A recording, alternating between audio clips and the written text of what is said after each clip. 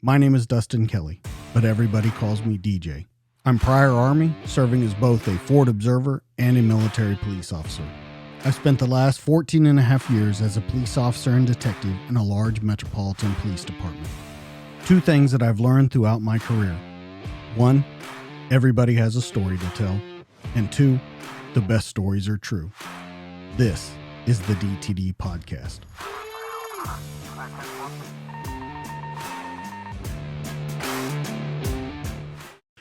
In 3, 2, 1, and we're live.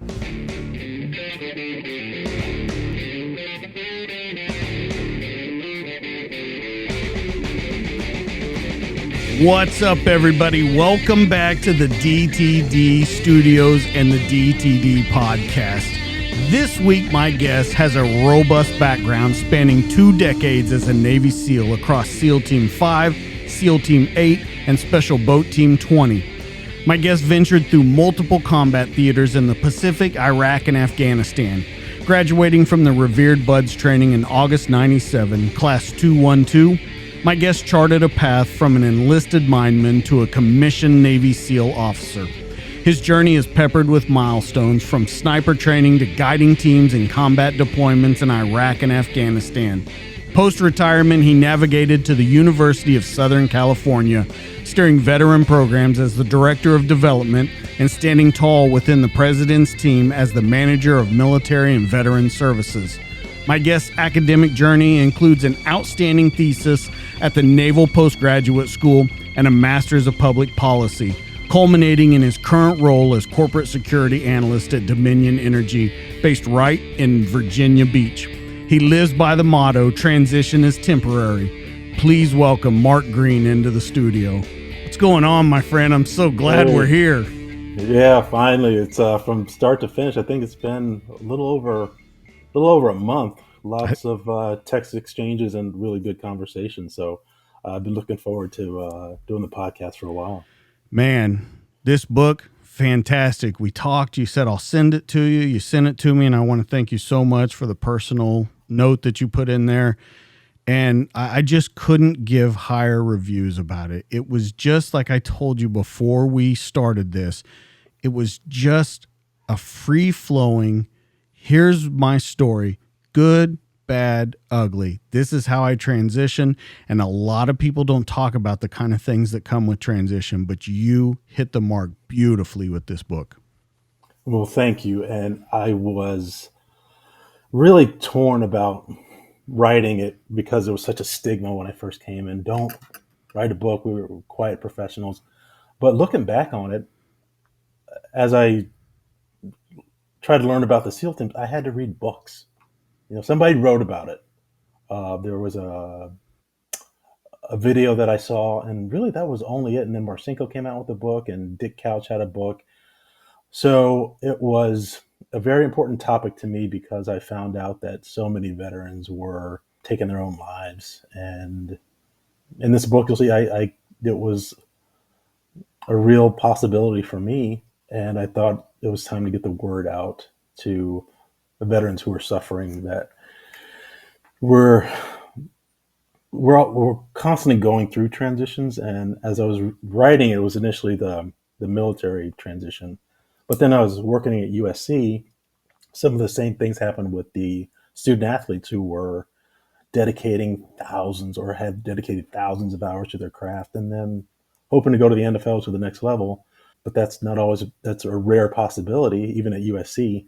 And they're going to be professionals, something else, and they're also going to transition. And then you're going to transition from your career, be it military or civilian. You're going to become a parent. Oftentimes, you're going to lose. I lost a parent, got married, got divorced, had kids. So all these transition points were really valuable, taught me a lesson. And I just wanted to hit the entire spectrum because hopefully this book starts off on a micro level of veterans, but then catches fire and, word gets out. Hopefully it reaches the children of service members who are going through it, and then the spouses, so they can say, hey, my dad's going through this, or my spouse is going through this. Hey, read this book and see if this helps out. And if I could reach one person to decide to not take their own life, then I think it's a success. I want to start out with a couple of definitions with you and get your thoughts on them. And I'm going to give you a couple words and just give me the first thing that comes to your mind. I want to start with family. Necessity. Tribe. Fleeting. Trust. Earned. Transition. Complicated. Let's go back to family and tribe for a minute, because I think a lot of people put those two words together a lot. And they think, well, this is my family, this is my tribe. But I read in your book, I felt it was different to you, because I felt that there were different points in your life where, yeah, that tribe was a family, but it didn't really stick around the entire time. You needed to constantly change your tribe based on the environment you were in, but family never changed. Right. So when I had my first daughter, I didn't know what I was doing. She was just this little beautiful pooping and peeing machine that did not need me whatsoever. And so when I described in the book, the babies were born, I was like, good God, what an atrocious little thing this is. And I didn't really connect with my daughter for the first time until she recognized me for the first time. This is either took a month or 2 months. And I would walk in and say the same thing every day. I'd say, hey, Riley. And she'd look at me like, yeah, whatever. Or I would try to hold her and I stunk or my beard was prickly. So I wasn't really needed. So I really kind of felt like a third wheel and just trying to play catch up. And then after a while, I walked in the door, said, hey, Riley. And she looked at me and smiled. I'm like, that kid must have gas or something. Left something in the car, walked out, came back in, said hi, Riley again. She looked at me again and smiled. And then I was like, nah, this can't be. Did it a third time. And then she knew who I was. And at that point, I was done. I was connected, and our relationship really blossomed. And she was just the most wonderful gift that I'd ever had. And I never really approached life like, I can't wait to have kids. It was in the periphery. I was going to be a SEAL, and that was really it. And then got married, and then 10 months, I think, had a first kid. And, it wasn't this, she's born and she's beautiful and wonderful. It's like, it's pretty ugly. And then they don't, they don't need you for anything. But then when you connect, it was the best relationship. So, had a son and then a daughter and then another daughter, and each has been equally rewarding. Went through the same thing. After the second one, was like, oh, well, I'll fall in love with my son right away.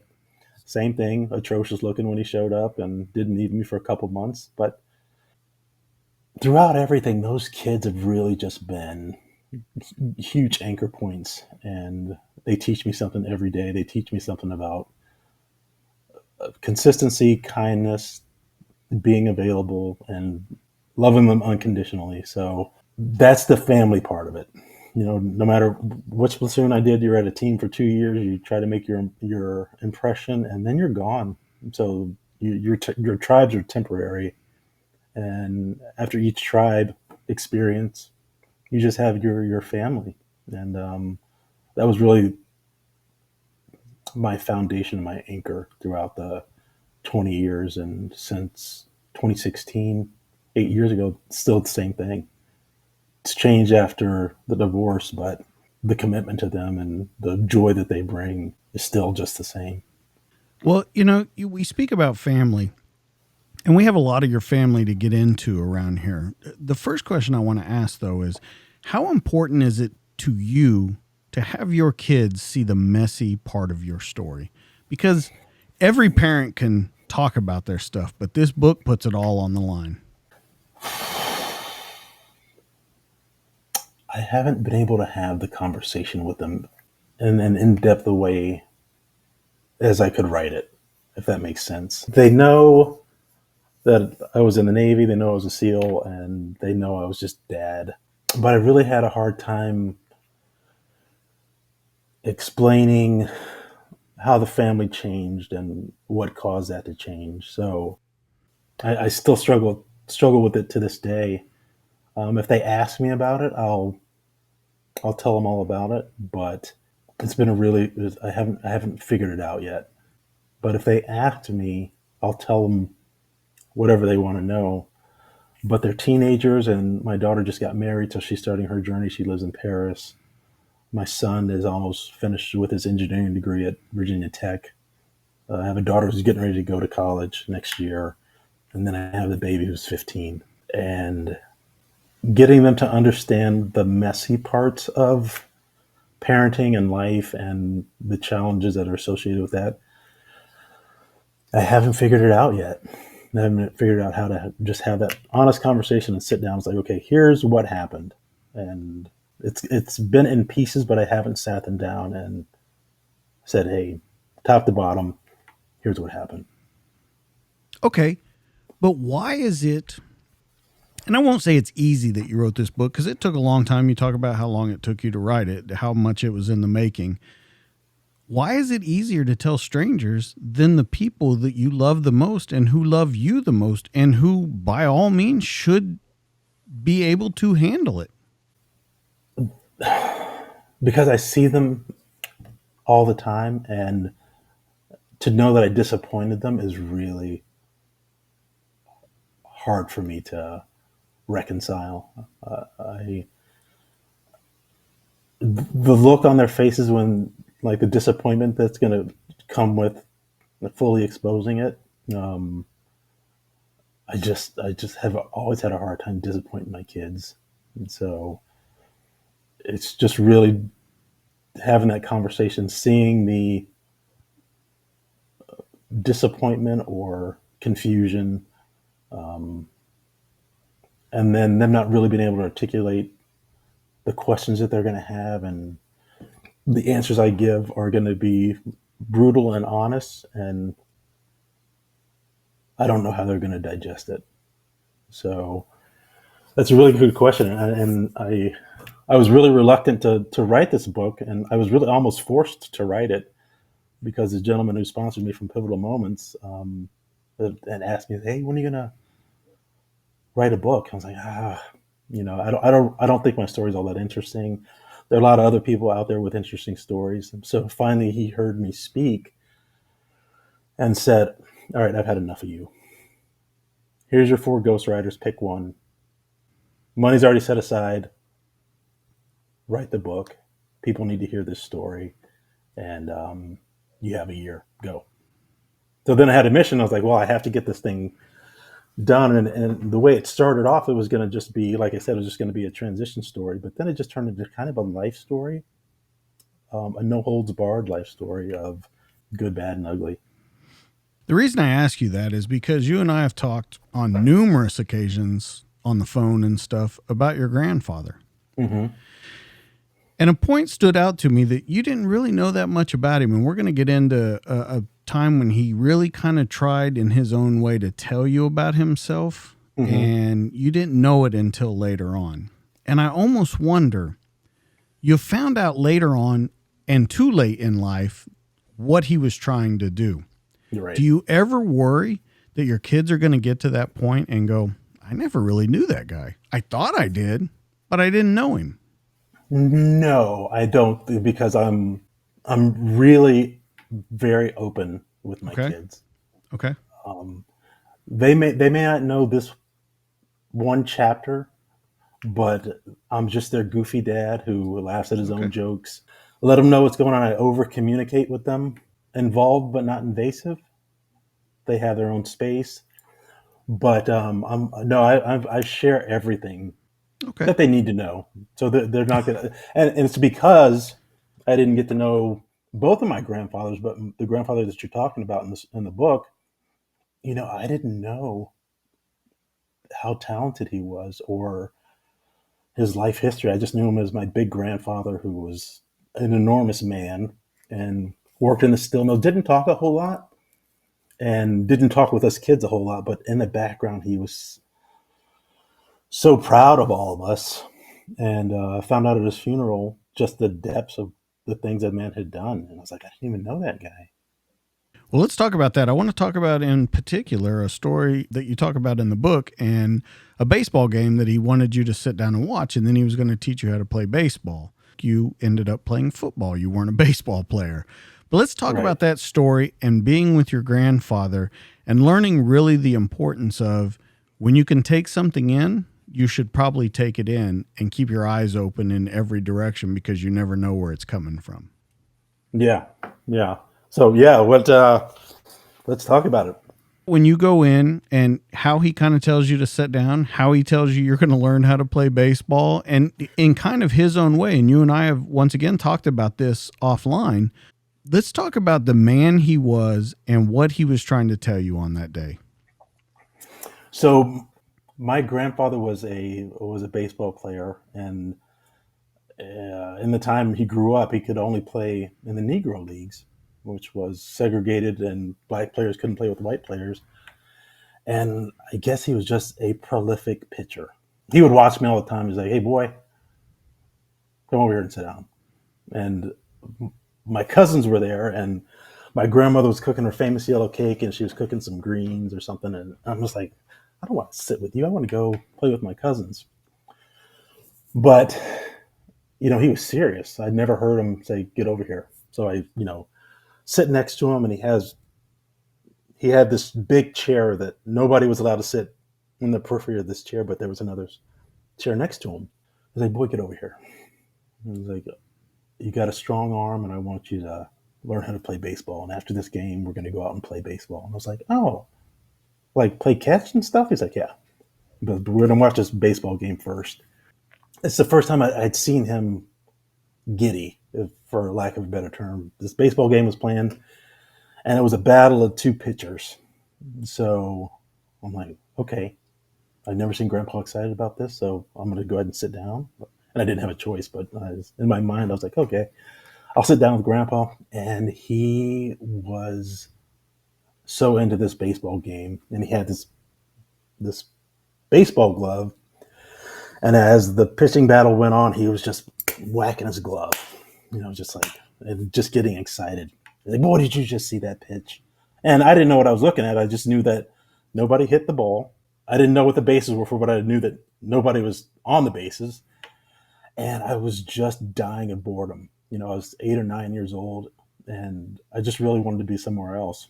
And game was over, and I looked at him and was like, "Yeah, Grandpa, I'm never going to play baseball." And got up, walked away, and never looked back at baseball ever again. But what I didn't understand was the level of connection that he was trying to articulate. He just didn't have the vocabulary for it. So he was just going to do what he knew best, show this kid about the game that I love, and then I'm going to go teach him because I have all this knowledge as a pitcher, and I'm going to make him a great pitcher that's not held back by the Negro leagues, and he can go play wherever he wants. But as an 8-year-old, I was just like, yeah, this is boring. Talk to you later.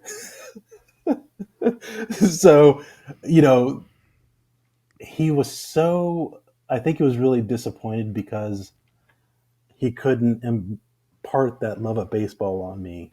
And had he done it, had we gone and thrown out in the yard for an hour, and then he explained it to me, and then I was like, okay, baseball game's coming on. Remember that slider I just taught you how to pitch? This is what that looks like. And then I would have been engaged, and I would have known what I was looking at. But as he wanted to share that love with it, it went in the opposite direction. So as I was at his funeral, they're going by as like he had a couple of records. I was like, Grandpa used to sing. Like, oh, the man had a beautiful voice. Like, shit, I didn't even know that. And pitched for the Negro Leagues, and he did things about the community and stuff. So I was like, I don't even know this guy. And then it hit me what he was trying to do. I was like, damn. But football was my dad's thing, and I could really connect with football. And when I went off to college to play quarterback, my grandfather was so happy. He's like, man, a few words. He's like, boy, good thing that arm didn't go to waste. But he would come to my practices at Kent State sometimes. This was an hour away. And I would come by and visit him, and he's just, this is my grandson, Mark. He plays quarterback. I tried to get him to play baseball, but he's using that arm for something. And that's the first time I'd seen actual just pride that the man had. And even though baseball wasn't what I chose something to do with this strong arm that I had. And I really gained a lot of respect for him at his funeral, but all the questions that I had after that funeral, I could never ask him because that opportunity was gone. Another story about your grandfather that I love is the cookies in the drawer. And I think it goes to a deeper level talking about him of just how much he did care about you guys. Because you can say it, you can write about it, but there were things that he did, little tiny things that later on in life, once again, you learned that he did. So can we talk about the cookies in the drawer?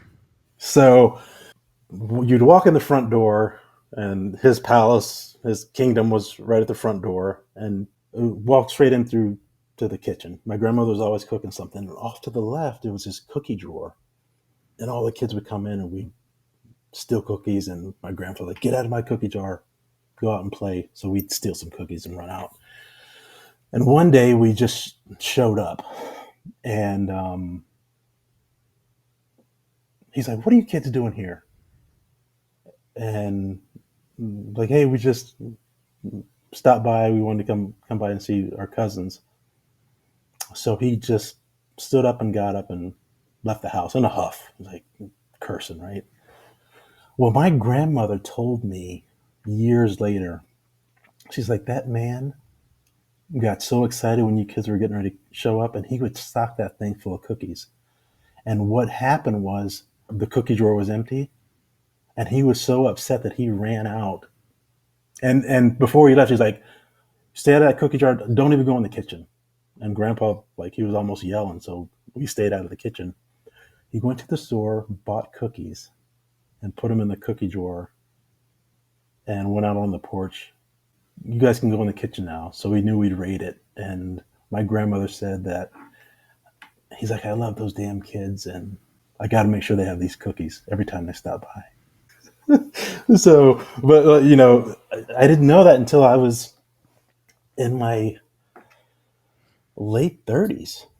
I didn't find that out about my grandma. She's like, that man, it's like, you kids could do no wrong. And he was so upset that one time you guys came, there were no cookies in that cookie drawer for you kids.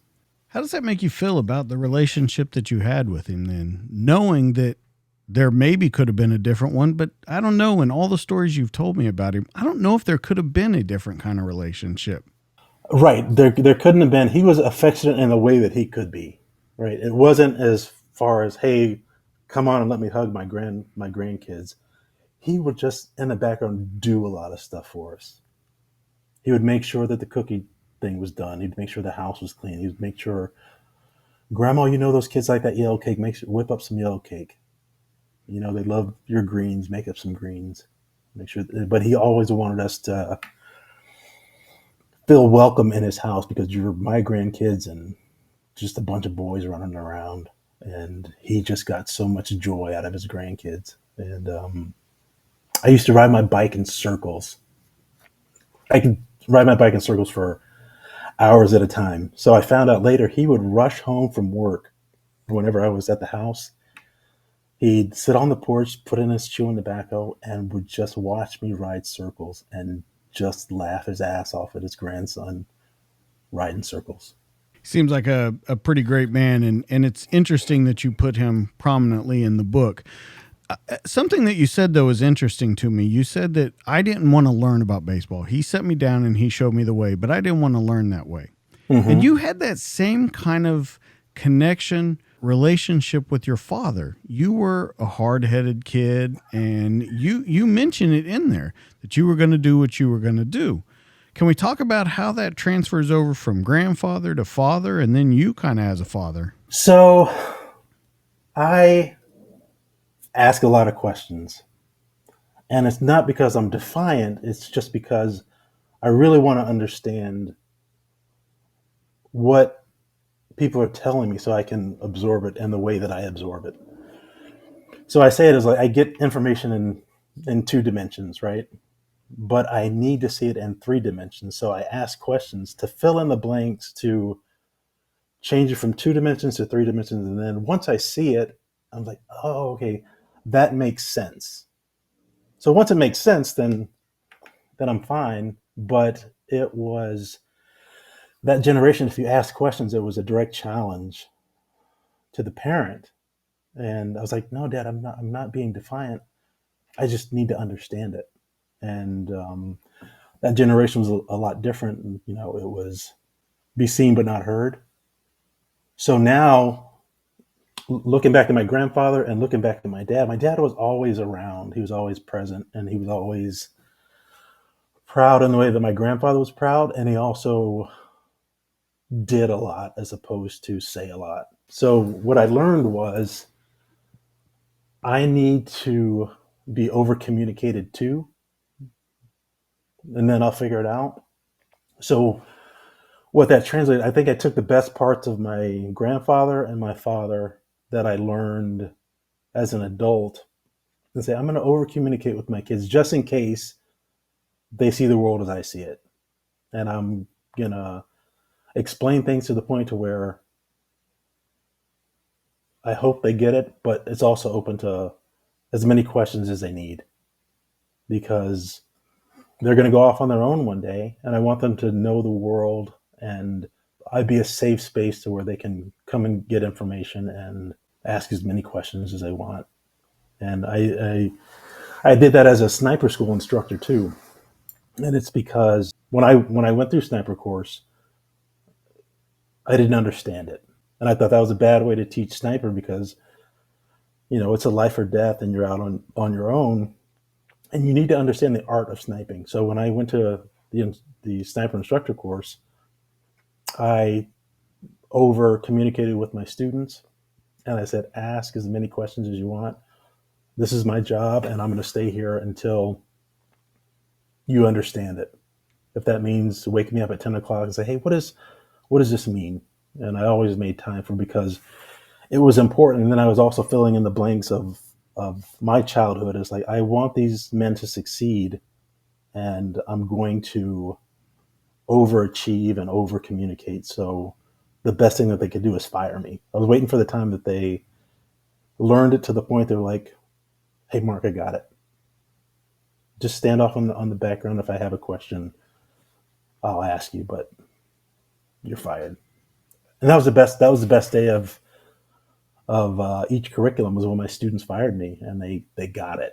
And if they needed a correction or a nudge, I was there for it. But it wasn't because I didn't put in maximum effort to make sure that they learned their craft. And I approached that with my kids. And if they ask me a question and I'll explain it to them, I was like, do you understand? And they'll be like, no, what does this mean? And I'll just fill in the blanks until it clicks like solving a Rubik's Cube. And they're like, okay, this makes sense. And my kids can come wake me up at 2 a.m. if they have a question because that's how important it is. So I want to be, a role model for them, but I also want to be open and available. That's how I really show compassion and love for people, is just to be available and open and honest and let them know that I care about them. Third generation military. You always knew you were going to go in. I don't think you really knew that much about Navy SEALs. I think you saw, like you said, one video, and that was what did it. When you go, though, and you go into the Navy and you start this life of service, because that's what it is it, I ask a lot of people, is it everything that you thought it was going to be? No, it was close. It was damn close. But when you go to combat or to go to combat theater for the first time, you think you're just going to be opping for 12 missions a night, and the op tempo is just going to be out of control, right? And then you're bored a lot of times because the way warfare works with us, there's a lot of moving parts that have to happen for your target to actually be there. And that could take days. And then all of a sudden you're like, oh, well, the sun's at 100% illumined, so you can't go out tonight because they're going to be able to see you. It's like, huh, okay. Or the intel package is bad, or the target's not there. So everything's on hold. Trucks are always running, gear's always ready. And as soon as we see him, you can execute this target. But until then, go twiddle your thumb somewhere, go play a video game until you're ready to go. So I was just like, well, this isn't what I expected. But when it does happen, it's quick, it's violent, and you're always curious as to, am I trained well enough for this? And the SEAL team's doing an incredible job. Special Operations community does an incredible job of getting you prepared for warfare. So once bullets start flying or chaos happens, you're overtrained for it, you're over-prepared, so you can think on target. And things that really set Special Operations apart is, Mike Tyson said, everybody has a plan until you get punched in the face. Right? So once the plan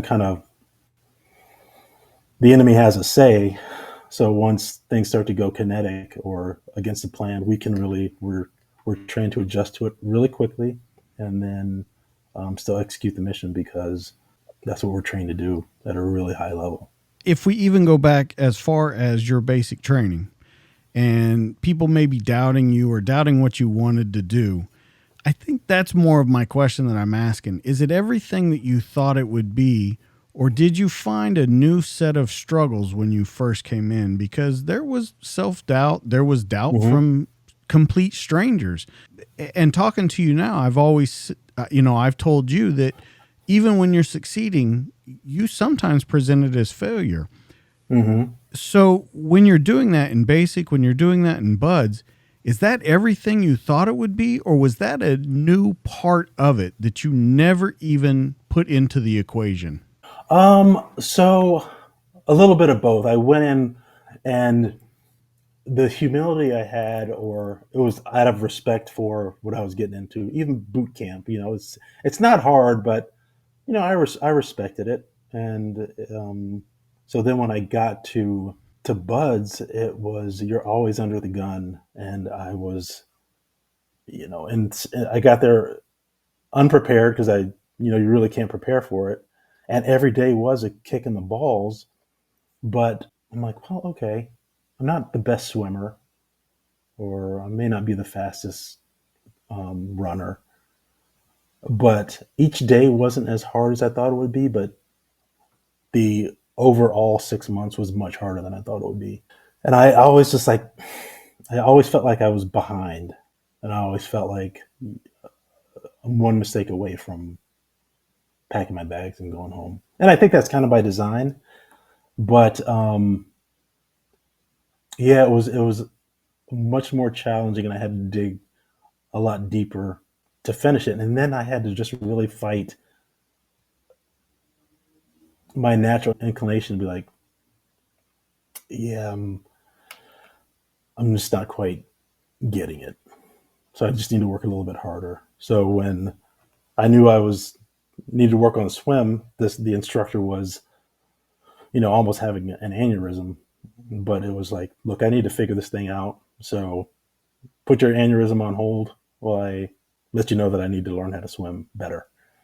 And he's just like, okay, yeah, come at 8 Saturday morning. I was like, okay, is that easy? He's like, yeah, I'll see you then. So it was, I could recognize where I was falling behind. And instead of just saying, well, I'll figure it out, well, just talk to the expert here. He may be having an aneurysm, but God damn it, he's going to tell me how to figure this thing out. And every time I asked, I earned a little bit of respect for him because, they're not very approachable. And I was just like, this is a goal that I have to complete.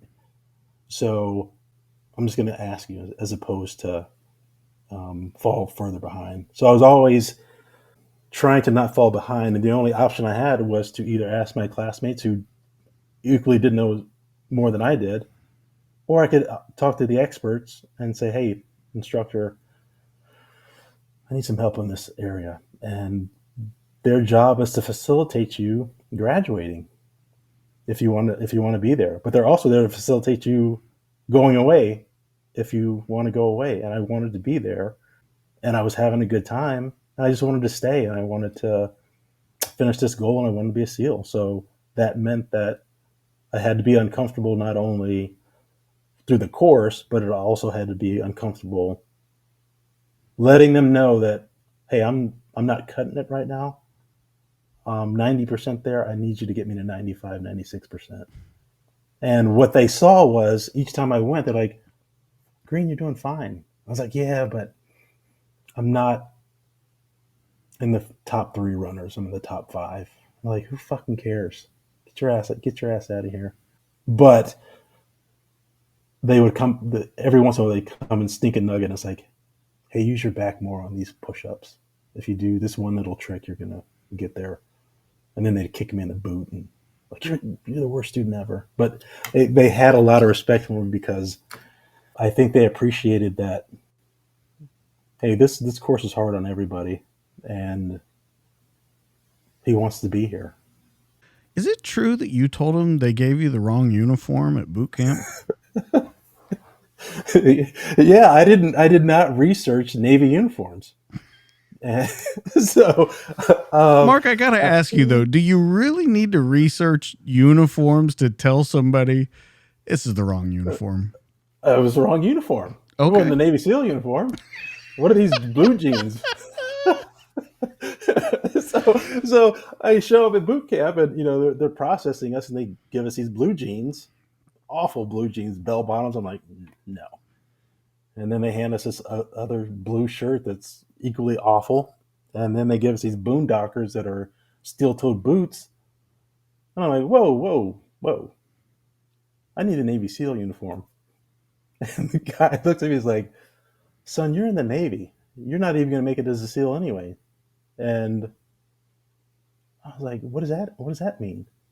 But then I had to put on these dungarees and wear them around for 8 weeks because, I knew what the Marine Corps uniform looked like. I knew what the Army uniform looked like. I had no clue what the regular Navy uniform looked like because I wasn't going to be a regular Navy guy. I was going to be a SEAL. And how bad is that uniform? Oh, it's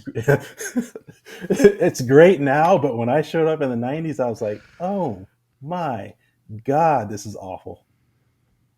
Yeah. Bell bottoms, boondockers. Let's talk about that guy a little more that told you you'll never make it as a Navy SEAL, because I think that you took some undertones to what he was saying to you. He wasn't just saying it to you to get you out of his face. I think that you took personal offense to it. Yeah, he didn't think I could swim. And, it was known that the black students had a harder time swimming because, either playing baseball or football or track or something, but you're not swimming. So, but my dad taught us how to swim, and we were like 5, so I've been swimming since I was 5. And I was like, well, why wouldn't I be able to swim? I've been swimming since I was 5. And then I was like, wait a second. This guy didn't think I can't swim because I'm black.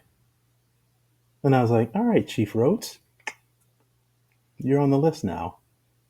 So, but I knew what he was talking about, and I was like, okay, I'm going to make it in spite of you. But later on in your career, even ignorance is ignorance. You go to OCS, you take over the class, and an instructor there doesn't think you can swim. Yeah. So we are getting a safety brief. Like, okay, here's what the pool evolutions are. But the guy's just looking at me. And I was like, this guy didn't think I can swim. I was like, I'm still going through this. 2003, 2004, I'm still looked at as somebody who can't swim. I want to stop you though, because I want to ask you, what are you thinking there? Because we're going to get into your OCS packet in a minute, but I want to talk about these two things because I think, in full honesty, full disclosure, you thought that you were going to have trouble because you were black, and there was a lot of white people, and you thought you were going to get trouble from the white people. but you found that it was ignorance all around. I mean, everybody had a piece of the ignorance in it. Yeah. So let's talk about that one first, about the not being able to swim in boot camp. And then you go all the way through. You're a SEAL. You go to OCS training. And there's a dickhead here that thinks you can't swim. And you've gone these years apart and you still see the same ignorance. And then we'll get into the OCS packet and the ignorance that came from another area. Yeah.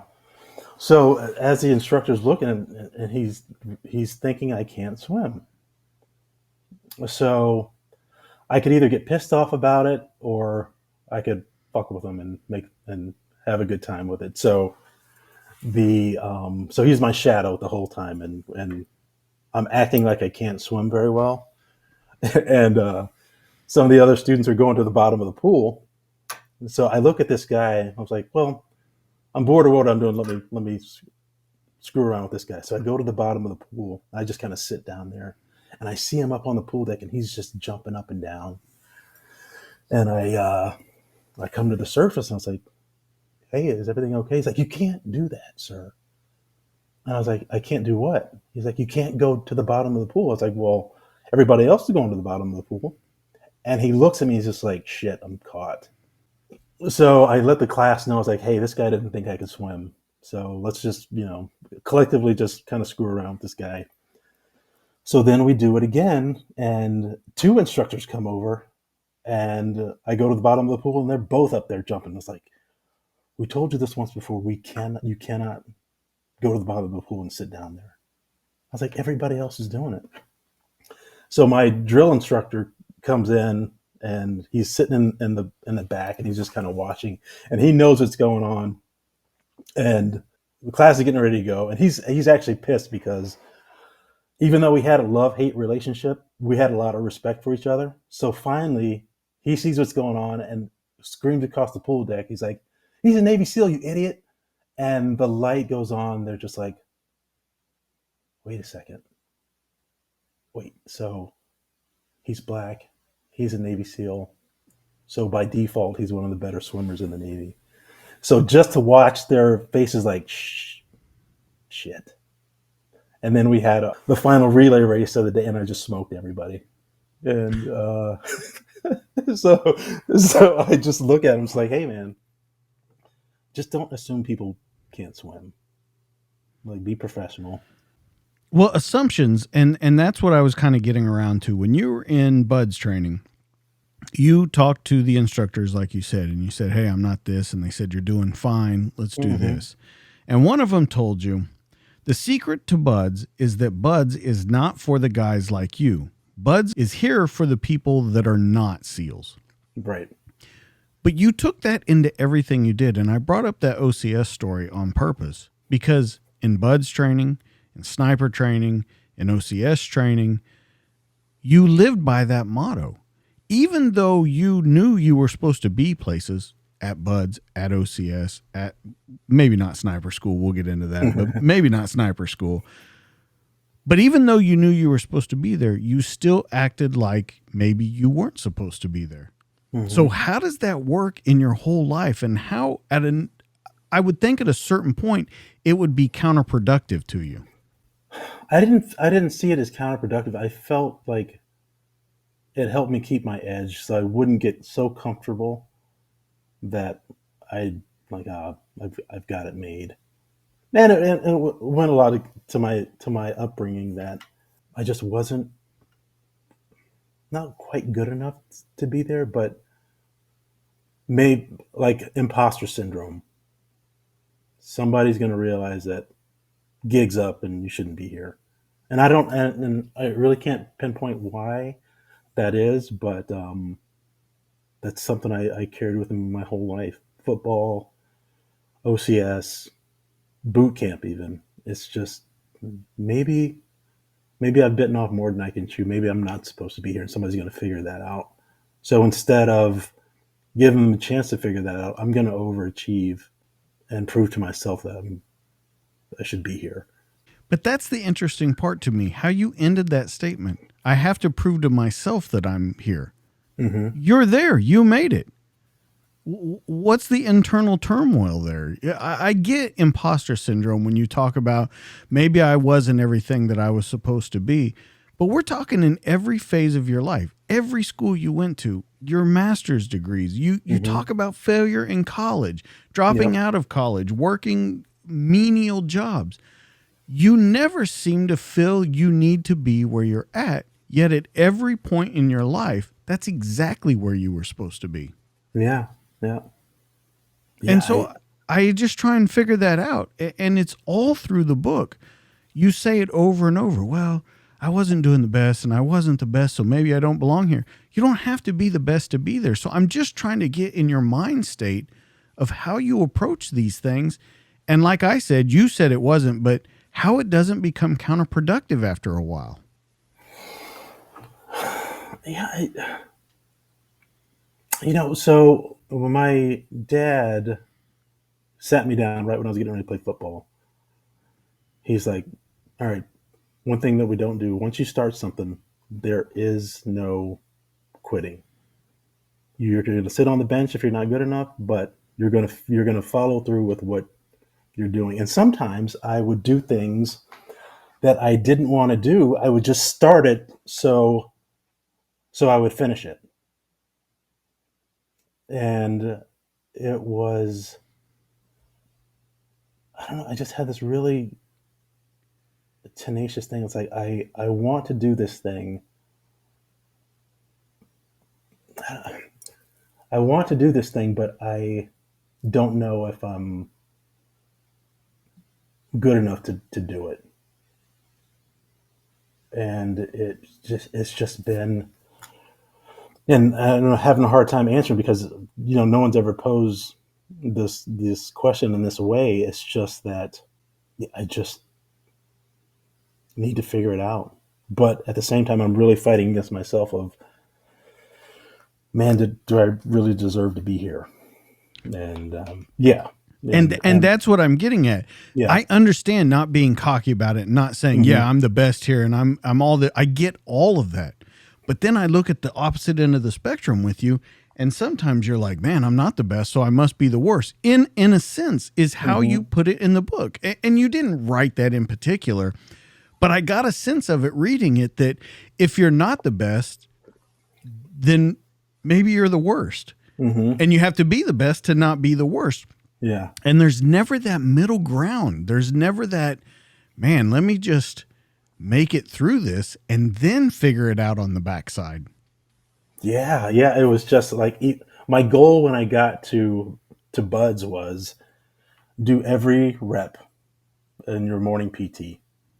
2 hours workout, do every push up, do every sit up, do every pull up.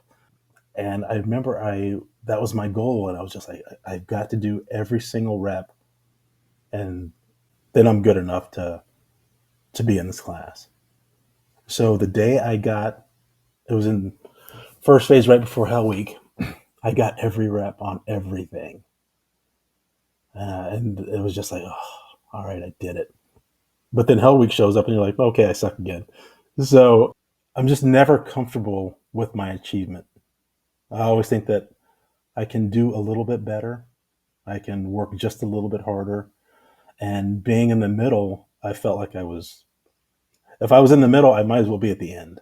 Let me add one more layer onto it then. You Okay. also say in your personality that you didn't ever feel different. You Right. never felt, hey, man, I'm supposed to be a superhero. I'm supposed to feel like this. I'm supposed to feel like the greatest thing. But that never happened. Mm-mm. And so it adds one more level to me where I'm trying to figure you out. And you say, if I'm not the worst, maybe I should be the last. But then when you are the best, or when you get through it and you make it through Bud's training, you earn your trident, you do all those things, then you're like, huh, I don't feel any different. Yeah. And I'm like, okay, you want to be the best and you worry about being the worst, but then when you are the best, you don't feel any different than when you said, I might be the worst. Right. Yeah. So when the story you're talking about was after Hell Week, man, I thought there was just going to be this, oh, and you've arrived, and I was going to open up my shirt, and there was going to be the Superman S on my chest, and I did it. 180, 166 of us started, 30 something of us made it through Hell Week.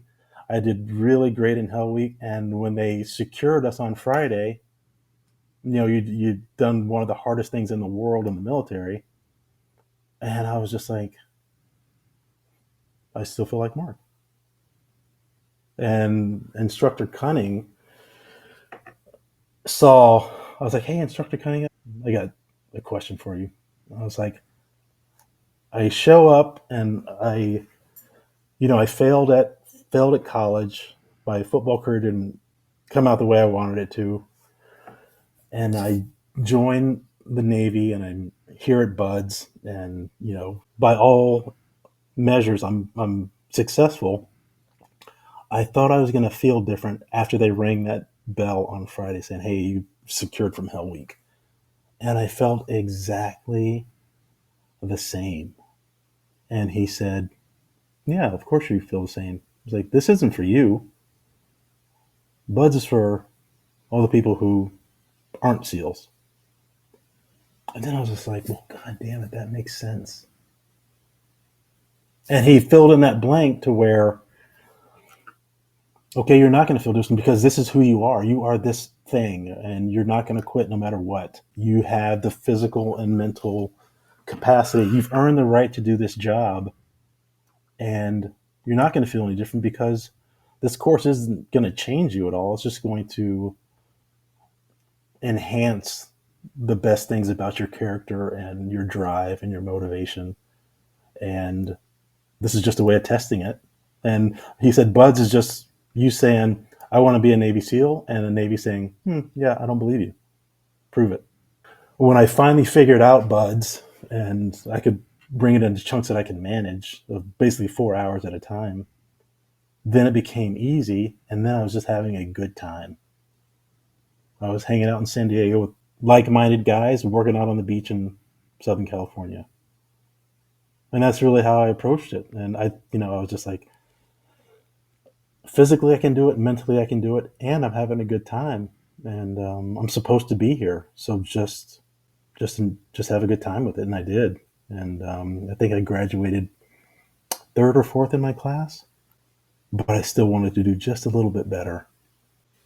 and that goes back to that thing that we're talking about. But let's move on with your career a little bit, because I want to get back into that, because I think it's going to pop its head up again.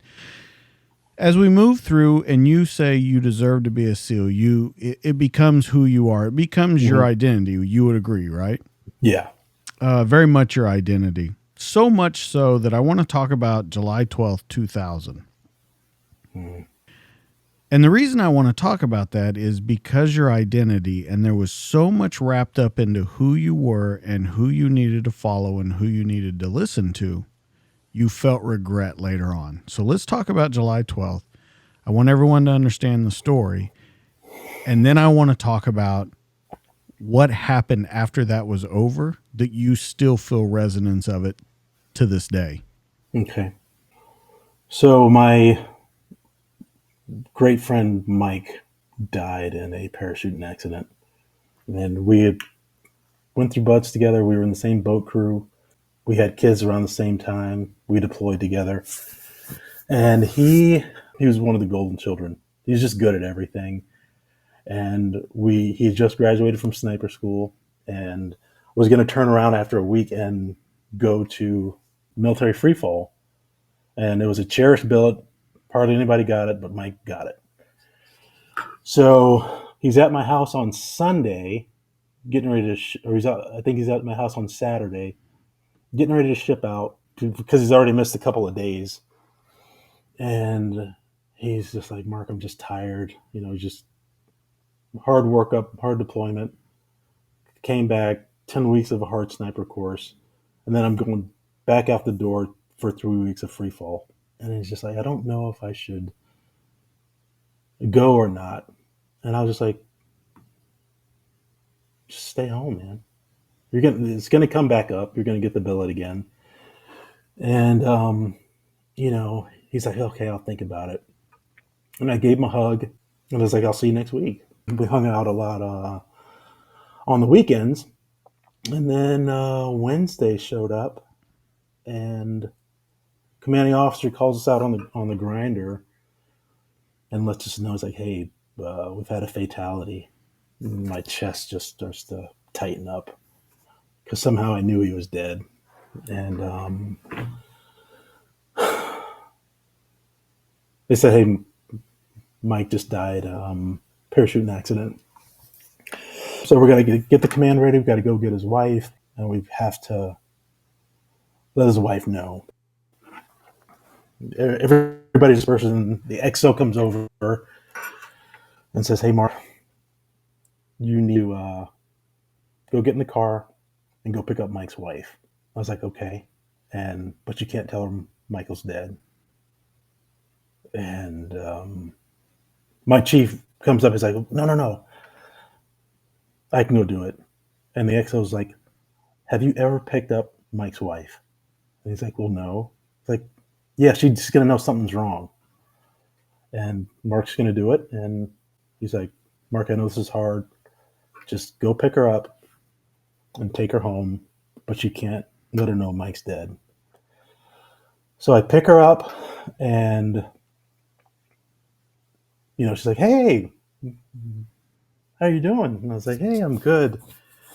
And my heart's breaking at the same time because she's smiling, and we're driving home. It's about a 30-minute drive, and she's talking about what her and Michael and their son are going to do over the weekend.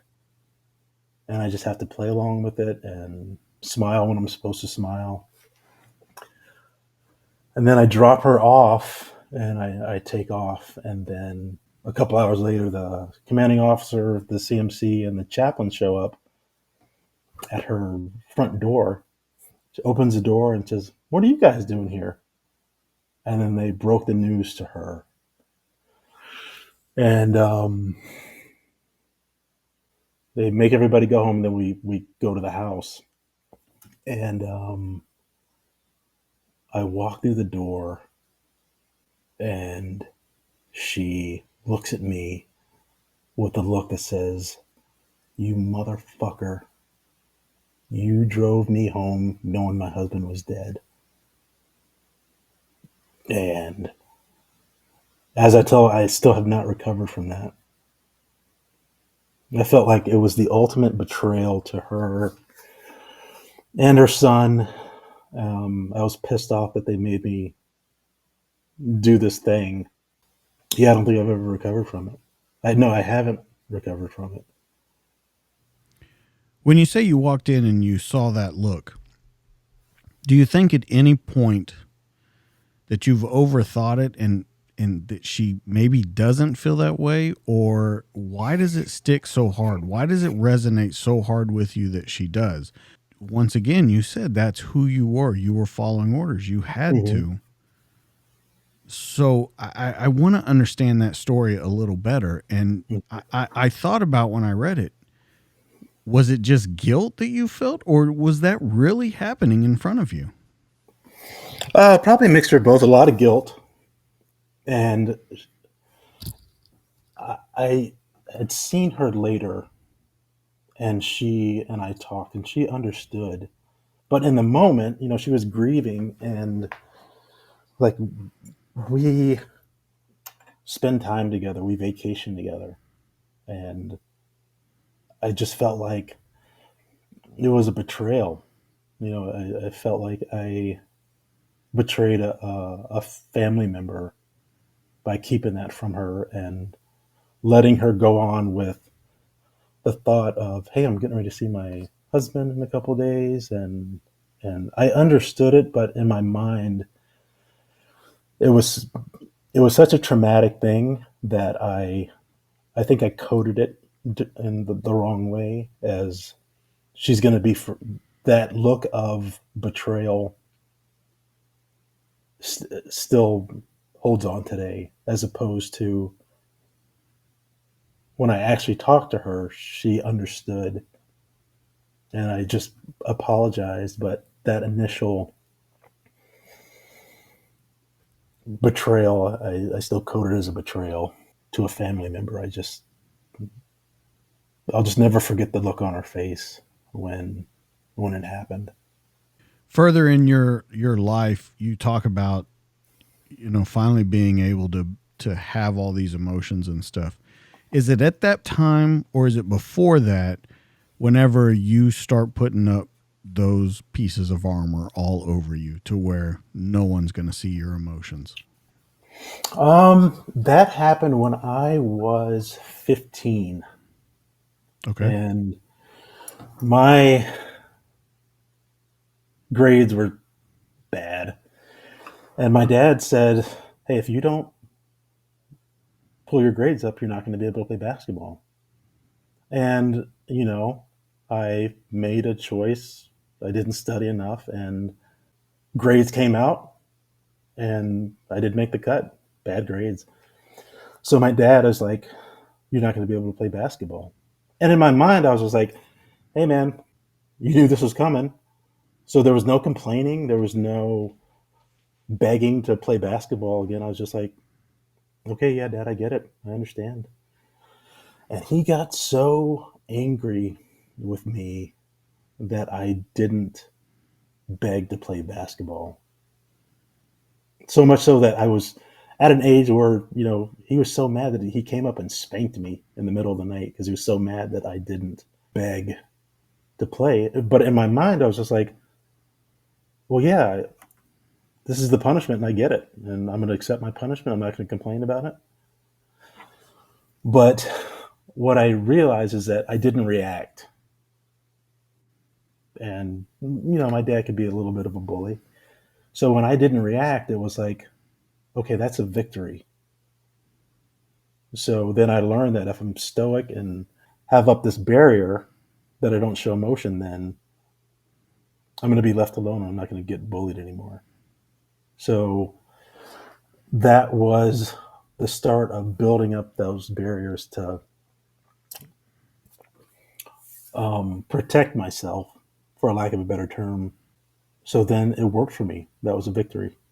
And I coded it as a victory. So just mimic that again because that protects you. So through every instance where I should have responded, it was nope, don't respond, don't be emotional, kind of be robotic about it and keep it moving, which is good for the battlefield and good for what we do in special operations, but bad for it's not healthy.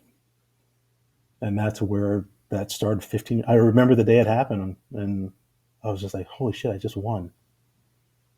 This works. So just keep doing what you're doing. So let me ask you a question though on that. Because you say you won and that you learned that you could hide your emotions and stuff.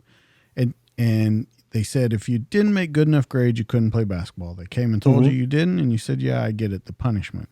Yep. But then in your life and through buds and through sniper school, through OCS and your further education, you always tried to be the best. You Mm-hmm. never tried to be that person that they told, oh, you can't do this because you can't cut it. Right. I feel like there was a shift there in your mind at 15. Yeah, you're stoic. Yeah, you can make it through stuff, but you're damn sure not going to be where you're even put in that position.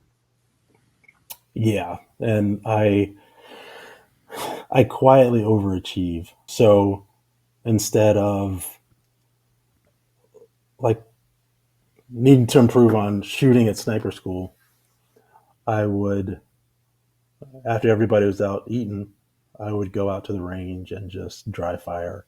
So I figured it out. Or when I was in college, when I finished my degree through the Navy, I would just read it over and over and over. And I wanted to get an A in the class because after you flunk out, I was like, well, I don't want to squander this next chance. So I'm not going to. The failure that I experienced flunking out of college, it was just like, man, it just never sat well with me. So I never wanted to experience that again. I was going to do everything I can to not experience that again. But that mentality of failure really had a profound effect on me. And I knew that I didn't want to experience again. So I was going to do everything I could to not experience that failure again. You know, throughout your career, you, of course, went in prior to 9/11. You saw a different side of the military before they went into this constant state of 20 years of combat, or a little more than 20 years of combat. When you look back and you see your career and the way it progressed and the things that you did, if 9/11 never happened and you're not thrust to be the best constantly over and over and over, is your career the same? Yeah, because I really was passionate about the job, and I really found I was really happy in the SEAL community because the people that are the other men that you're serving with are exceptional humans, and I really just like that team atmosphere and the constant learning and getting better and learning from your mistakes. And once you learn from it, you get a little bit better every day. And I really that really resonated with me, that you're always learning something. You can always get your gear just dialed in just a little bit better, or you can learn from your guys and learn how to lead them a little bit better. So I really enjoyed the interpersonal with just high achievers, and it really just kept me on my toes, and lots of laughter and cutting up in the locker room. And it was just, I was back in my element. I felt really comfortable. Really enjoyed going to work every day, most days. And I just really, it was just really a great community for me. I just felt like I fit in. So let me ask you then, because a lot of guys, that was at a high peak of recruitment. People were very patriotic. Does that change your military career at all then? With what you just answered to it, does 9/11 change anything? How you feel about the job, how you look at the long term goals of the job? Does anything change for you? No, no, but it was, you know, before that, there was no, we were just practicing all the time. So then, you want to play the game. So this kicks off, and you're just like, okay, we're not practicing anymore. Once you walk out the door, you're getting into it. And, you know, we were a force that was just practicing all the time. We were training to the old Vietnam era battlefield. And then when it really happens, you're like, okay, this is what I signed up for.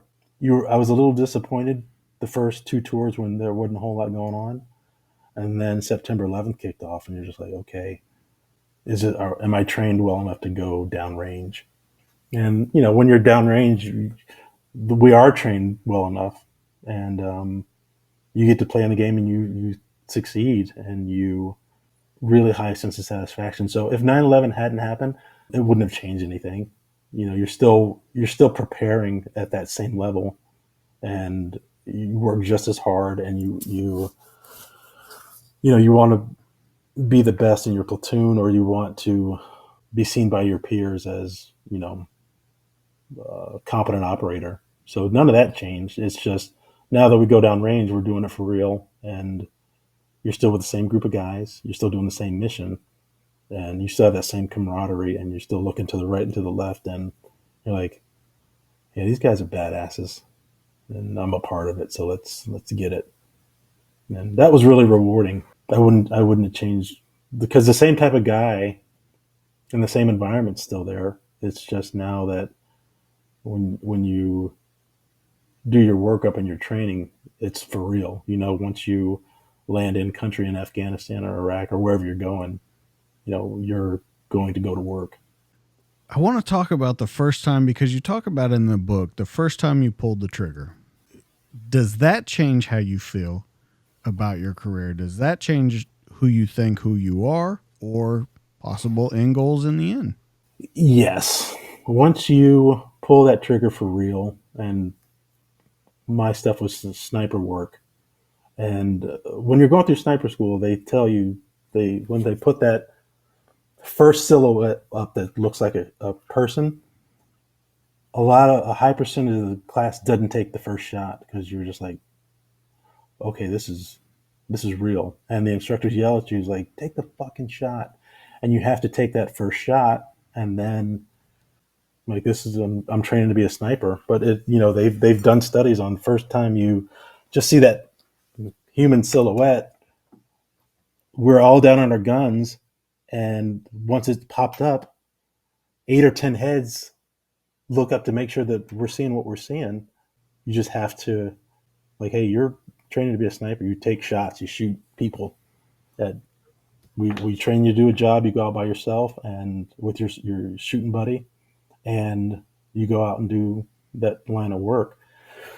So when you pull the trigger for the first time, it's not personal. You're not like, I don't think of this person has a wife or kids, or it's none of that. You're on the battlefield, you're at work, and it's not something you take personal. And sadly enough, it gets easier each time you go out. Do you think it changes you as a person? Do you feel yourself changing? Yes, it's like you cut off feeling. You go outside the wire and you're really intense, and you're going into a bad spot, and you have all the tools of combat, and you get on your scope and you see a target, and you're like, hey, you're cleared not to shoot, and you know you go to work, and for me, I just went completely numb, and I just went to do the job. And then when I got back, you never, I don't think you never fully recover from doing that, but it definitely changes you. You Does it have a ever hard time worry you? reconnecting. Let me ask that question differently. Does it ever worry you while you're doing the job? And does it ever worry you after you're done with the job and you hang up your gun belt? For me, it didn't. While you train for it, and they spend millions of dollars to make sure that you're capable at the highest level, and you're at work. But it did worry me that I wouldn't be able to turn that off and reconnect with my kids again. Was I going to come home and still be numb and not feeling when my kid is crying or my kid needs me? And for a while, when you come back, you don't feel a whole lot, and reconnecting is really hard. So it takes time, but over time, you slowly get back into the family routine. And I would watch Disney shows with my kids and laugh with my kids, and it slowly starts to come back. And over time, you kind of get back to normal, and then your professional development period's over, and then you start your work up again. So then you have to start kind of walling yourself off again, and then when you walk out the door, it's go time again. So it's this kind of vicious cycle of detach, go numb, come home, try to reintegrate, try to get back to some level of normal. But what you don't realize is you're heightened all the time. And that's what I was getting ready to ask you. You say it takes a little while, but you get back to normal. Mm-hmm. Do you think you get back to normal, or there's just a new normal every single time? New normal. Yeah. So, and that's why I struggled so in that story in the book when I'm on campus and I walk out the door, I'm expecting to see just an empty campus. And then when I see students everywhere and everything's a target, and then, or am I safe? Is Jake safe? Oh, I don't have a gun on a college campus. But I went to 10, super alert. Where are the exits? Who's a threat? Why are you so close to me? And Jake saw it on my face, and I didn't even realize it until he snapped me out of it. And he's like, "Hey, Mark, are you okay?" And in my mind, I was like, "Well, yeah, of course I'm okay." But I really took a situation that was a 2, and it was an 8 or a 9, and I was looking for the enemy again. And that story confused me because I really wanted to figure out when I read it, what was it about that situation? You'd been around crowds, you had done those things before. What was it about that situation in particular that changed everything for you? Because I walked out the door expecting one thing. You know how, let's say you pick up something you think's a Coke, but it's lemonade. Lemonade's still good, but it's not what you expected. And you're like, oh God, this is not what I expected. And you react to it. So I walked into the cafeteria, empty campus. The time was the time where it's empty. And I lost track of time and I walked outside and it was just chaos out there. And I reverted back to you're in danger and you're in a bad place. And I wish I had a good answer. I can't explain it because it was so out of the ordinary. But for some reason, I was heightened, and you have 20 years of training of survival in combat environments. And at that moment, I stepped into a combat environment. And the reason I ask that when you bring up that story is because you have two near death experiences that you talk about in the book, where literally you almost die both times. And both of them are by someone else's fault, not necessarily of your own, but by someone else not paying attention, not doing what they're supposed to do, whatever it may be. Let's talk about the first time that you have a near death experience, because this is what was interesting to me about your story, especially when you bring up like the college where you're heightened and everyone's in danger. You've been in situations multiple times, probably hundreds of times, where you're in real danger. But it was that one at the end at transition. There's not really a threat out there, but it thrust you right back into it. Mm-hmm. When you're doing your operations and stuff, violence is on your terms, right? You're going into a target, and when you go into it, you are going to be the catalyst of what's happening on target for the most part. You would But say for the enemy gets a say, though.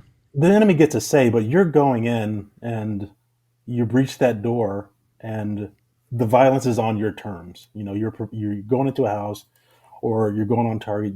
Something's probably going to happen, but our guys are going to initiate it.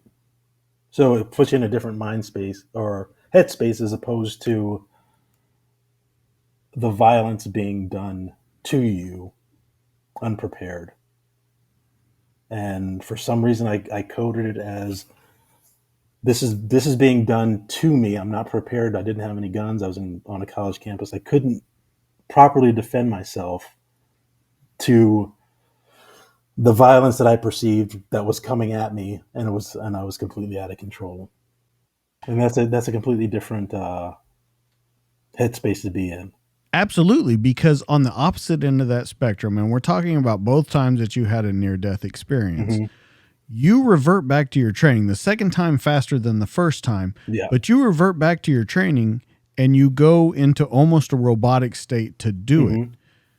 And there was something different about that. Let's talk about your two near death experiences, or we can just talk about one of them, whatever you feel comfortable with. But I want to know about them and what you learned from them. So the first one, it took me a while because it was my first. It was my first. No shit, you're not coming back.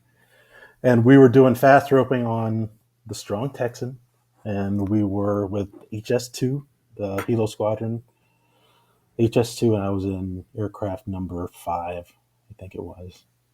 Yeah, number 5.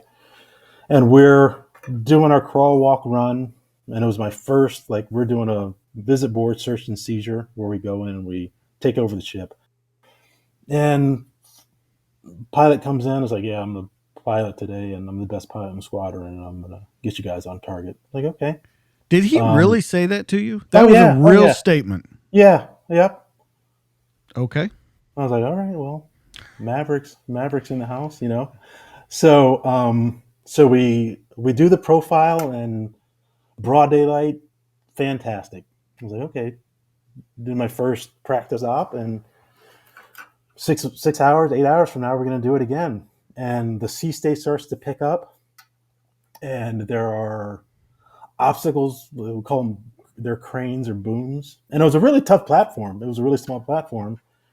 And we're coming in, and the pilot, you can tell he's scared because the sea state's really high, and it was almost to the point where it was unsafe to do it, but we were just under the threshold. So the platform's just doing this.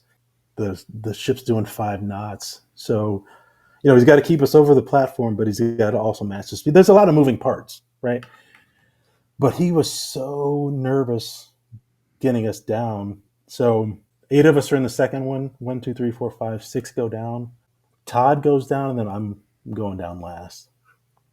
Todd hits the deck, and the way it was relayed to me, the crew chief was like, hey, we have 2 more. The pilot thought he said no more.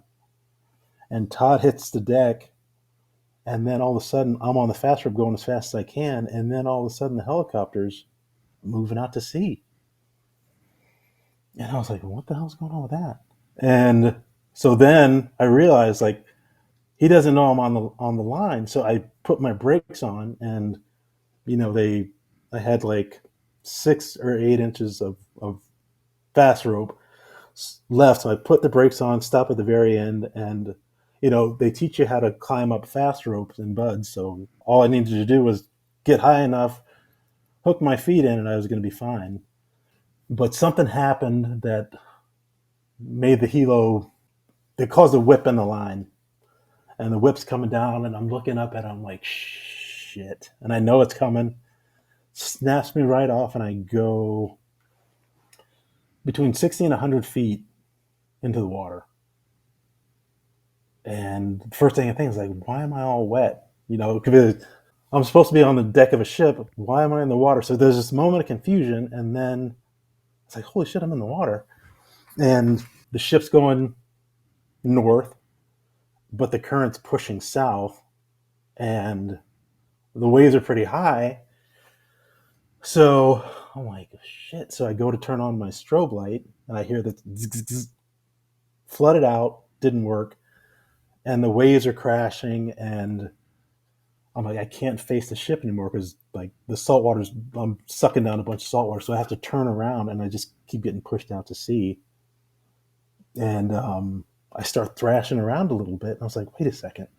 We're off the Catalina Island, and the safety brief was like, hey, this is a great white breeding ground, and it's breeding season. So all of a sudden I was like, wait a second, great whites, breeding ground, feeding time. So I'm like, okay, Out to sea with a bunch of horny sharks. Yeah, so I got, and I'm a big meal, so I have to stop thrashing around because I'm food. So then I have to settle down and say, okay,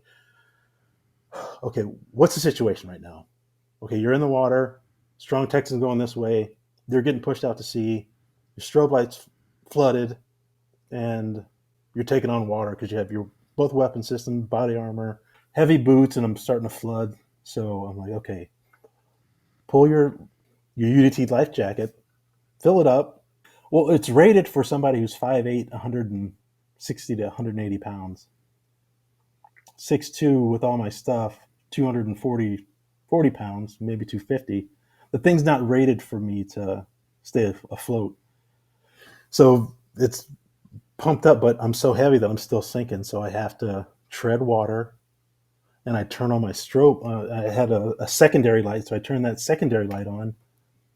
But I'm just like, yep, I'm not going to make it.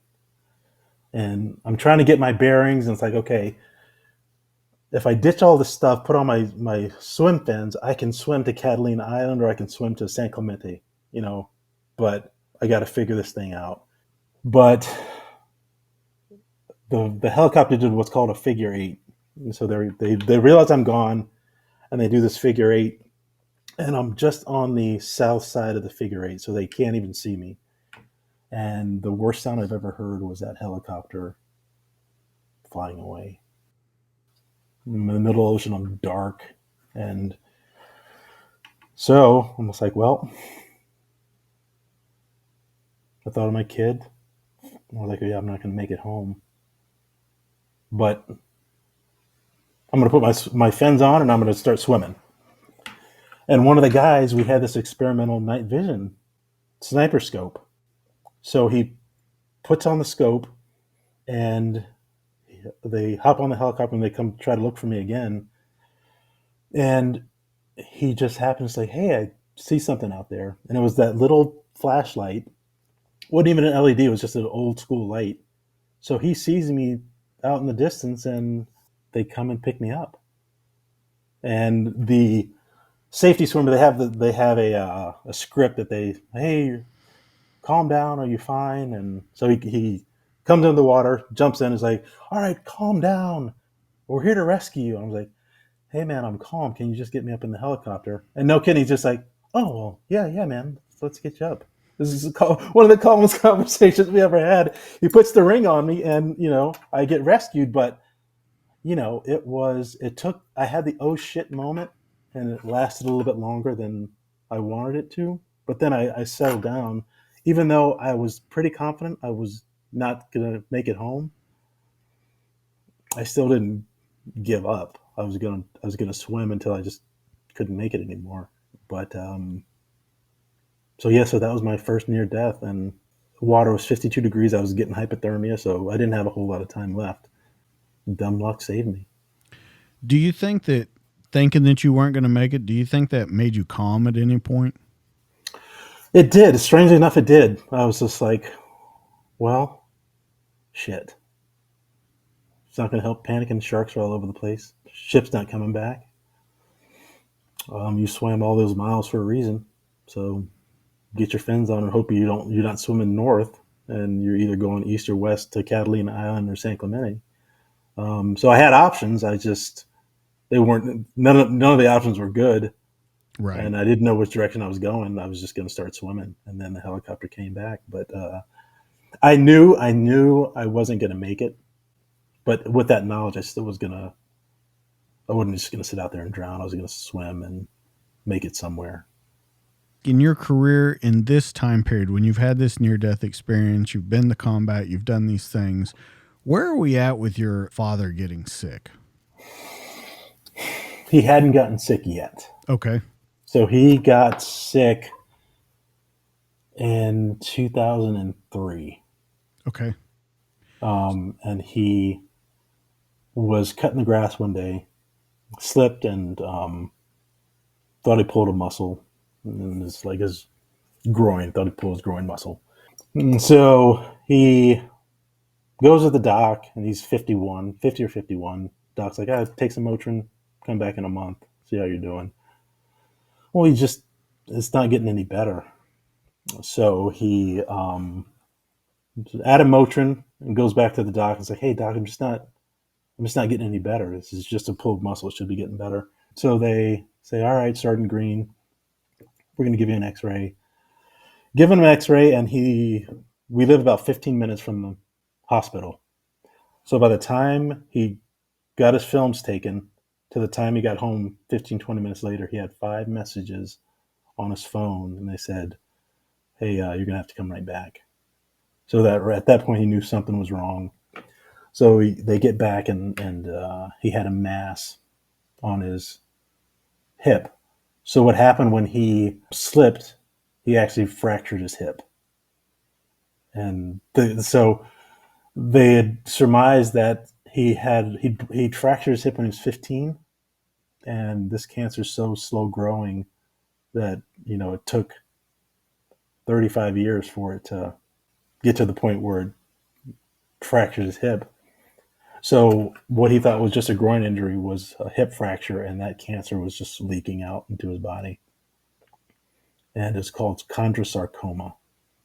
And there's back then it was about 1,000 cases per year. It was so rare that they only treated it regionally.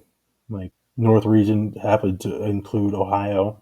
So we got him to a specialist, and they let him know that, hey, you have a really rare form of bone cancer, and it's usually pretty terminal. But we think we can go in there and get it out, replace your hip, and get you on your way. So we go to the medical center, and the doctor's pretty confident, and they wheel him back, and we expect him to get a new hip in 4 to 8 hours, and Doctor comes out 30 minutes later, and you just know something's wrong. So he comes out and said, "Hey, we got inside, and cancer's everywhere. It's down his leg, into his bladder. So we're going to have to amputate from the hip." And my mom was in no condition to make a decision. So I asked the doc I was like, "Hey, doc, I get it. I just have one question." And I said, "Is this going to save my dad's life?" And he said, "Yes." I was like, "Okay, take the leg." So I knew that him going in, he thought he was just going to recover with new hip, not a whole lot different. But I went. Do you remember that movie Poltergeist? Mhm. Remember when the hallway elongated to like it seemed like it was a mile long? That's in quite a few movies, but yeah. Yeah. But that's the first time I'd seen it, and so the hallway to my dad's recovery room may have been 30 feet. I knew what I was getting ready to see. So that hallway looked. It felt like I was walking for an hour to get to that room. And I saw him, and other than my grandfather, my dad was the biggest person in my whole life. And when I walked into that room and he didn't have his leg, he looked like an infant for some reason. He looked so much smaller. And he's coming out of anesthesia's wearing off, and he looks at me. The first person he sees, and his smile is like, "Hey, buddy, how you doing?" And heartbroken. And I was like, when he wakes up, he's not going to have his leg, and he's going to know that I made the decision to take his leg. Hardest decision I've ever made, but it was very binary. It was just like, okay, I've identified what's going on. Don't feel any emotion about it. Make a decision, and we're going to figure it out from there. And that's how I approached it. But still, man, when you see your dad and you made the decision to take his leg and his life's never going to be the same, it was an awful day. But the silver lining behind that, as I was teaching the sniper course, happened to be in Indiana, 2 hour drive from my dad's house. So as he's recovering, I get to go hang out with my dad on the weekends, and made a really conscious decision. Do I hold this animosity that, the headbutt that my dad and I had, or do I take this opportunity and say, you know what? Everybody makes mistakes. Your dad's dying. Do you hold on to this, or do you let it go and just spend time with your dad? And I was just like, I'm just going to spend time with my pop. And best couple months of his life, of our time together. And, he got the diagnosis that the cancer had come back. And once the doctor said the cancer comes back, we're not even going to touch him because it's going to take his life. So as he's slowly dying, when I was a kid, his father was a heroin addict, and the whole family watched my grandfather go through withdrawal.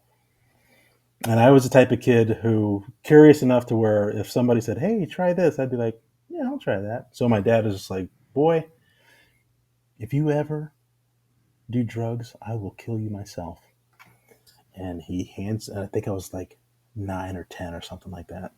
And he hands me a bullet. He's like, "I'm going to shoot you with this bullet right here." And I take the bullet and then turn it over and look at it, and my name was engraved in it. So, I was in a, like, Snoop Dogg was big, Cypress Hill was big, weed in the 80s and 90s. I wouldn't touch the stuff because I touched that stuff. I got a bullet with my name on it, literally, right? So I'm like, man, I'm not touching that shit. So I'm hanging out with my dad, and he's in a pretty good mood. He's like, "Hey, son." I was like, "Yeah, Pop, what's up?" And he looks around. He's like, "I never even owned a gun." And I was like, "You son of a bitch. I knew you didn't own a gun." But it was so ingrained that It's like, my dad's gonna shoot me with them. And he's just like, Well, yeah, he I definitely never put noticed time into that prank because he put your name on it. But here's my question. All that comes to this, because we talked about your grandfather and we said we would get back into it with your father later on. Mm-hmm.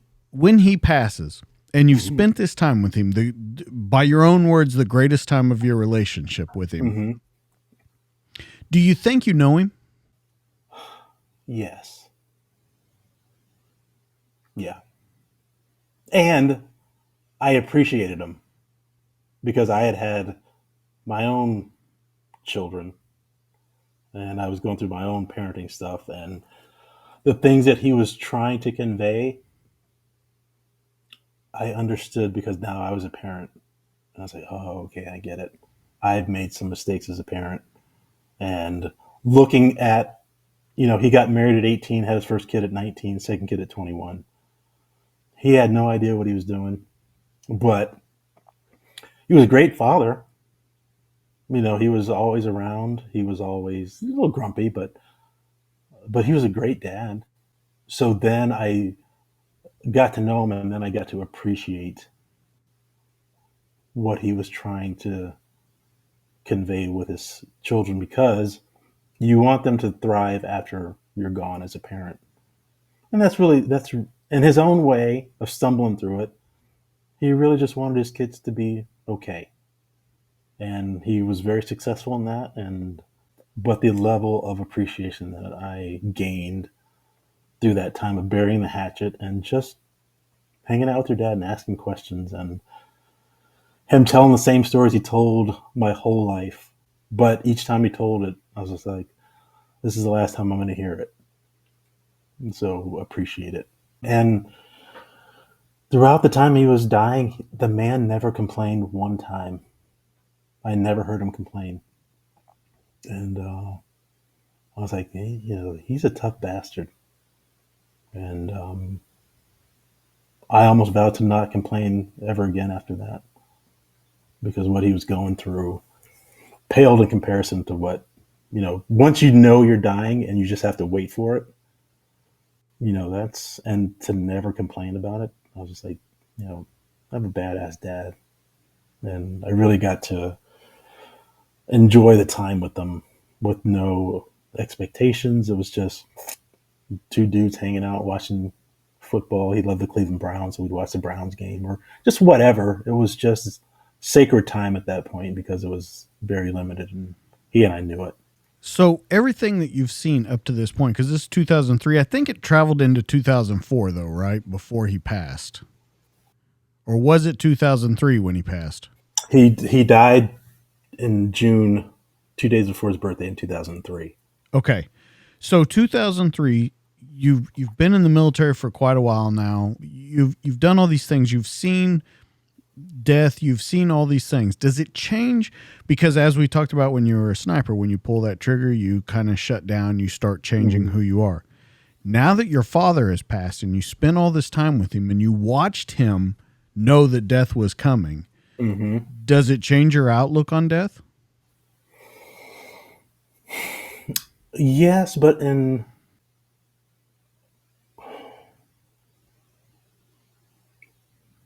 ways that, like when we're going on target, or you're on your way, or you're in a vehicle, it was just, you resolved yourself to the fact that this could be the last time I go out. My alarm clock in Iraq was a bomb going off every morning. That was my alarm clock. Seems right. I don't know. Yeah. And so every time you go out, just like, okay, that numbness comes back. You're like, well, I hope I don't die, but it's a real possibility. Okay. And let me kind of change the question a little bit, because what I was really going for with that, let's take Mike and let's take your father as an example.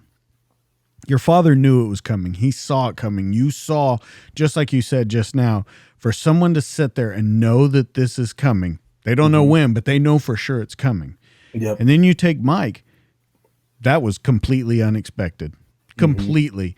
So no matter if you know, whether you don't know, it's coming. So I wonder, how do you write that in your brain? Because no matter which way you look at it, it's going to happen.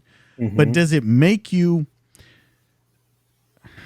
I don't know if the word is take comfort in it, but does it change the way you look? Like, either way, whether I know or whether I don't know, this is going to happen.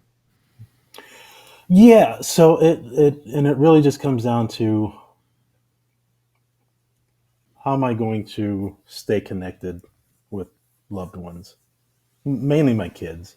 Mike didn't have a chance to say goodbye to his son, and it happened when he was so young, he probably didn't remember his father at all. So I was just like, I'm going to stay connected. I'm going to make an effort, because they're experiencing death in that way. It's like, it's precious. This time is precious and valuable, and I want to make connections and keep connections. It's a lot more important to me, after experiencing those two events, that just do everything you can to stay connected and be available, because it's coming. Like you said, it's on its way. I just don't know when. So that's what really made me really refocus on, staying connected with, it was mainly my kids, because putting myself in Mike's son's shoes, as not even 2 years old, to now my kids. I want them to remember me, and for them to be fond memories. And it's like, oh, Dad made some mistakes, but that dude was always around, and he was always easy with a smile, and hugs his kids too much, and tells bad jokes and laughs at his own jokes. But we have great memories and times together that I would not have put the effort into had I not experienced those two events. Before I bring in the last two people that were, I think, important in your career, we've talked about your children, or necessarily your life. I want to know the biggest thing you took away from your grandfather and the biggest thing you took away from your father.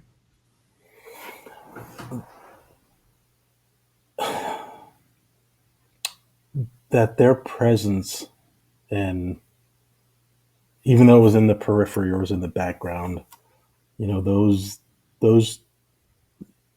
two men were so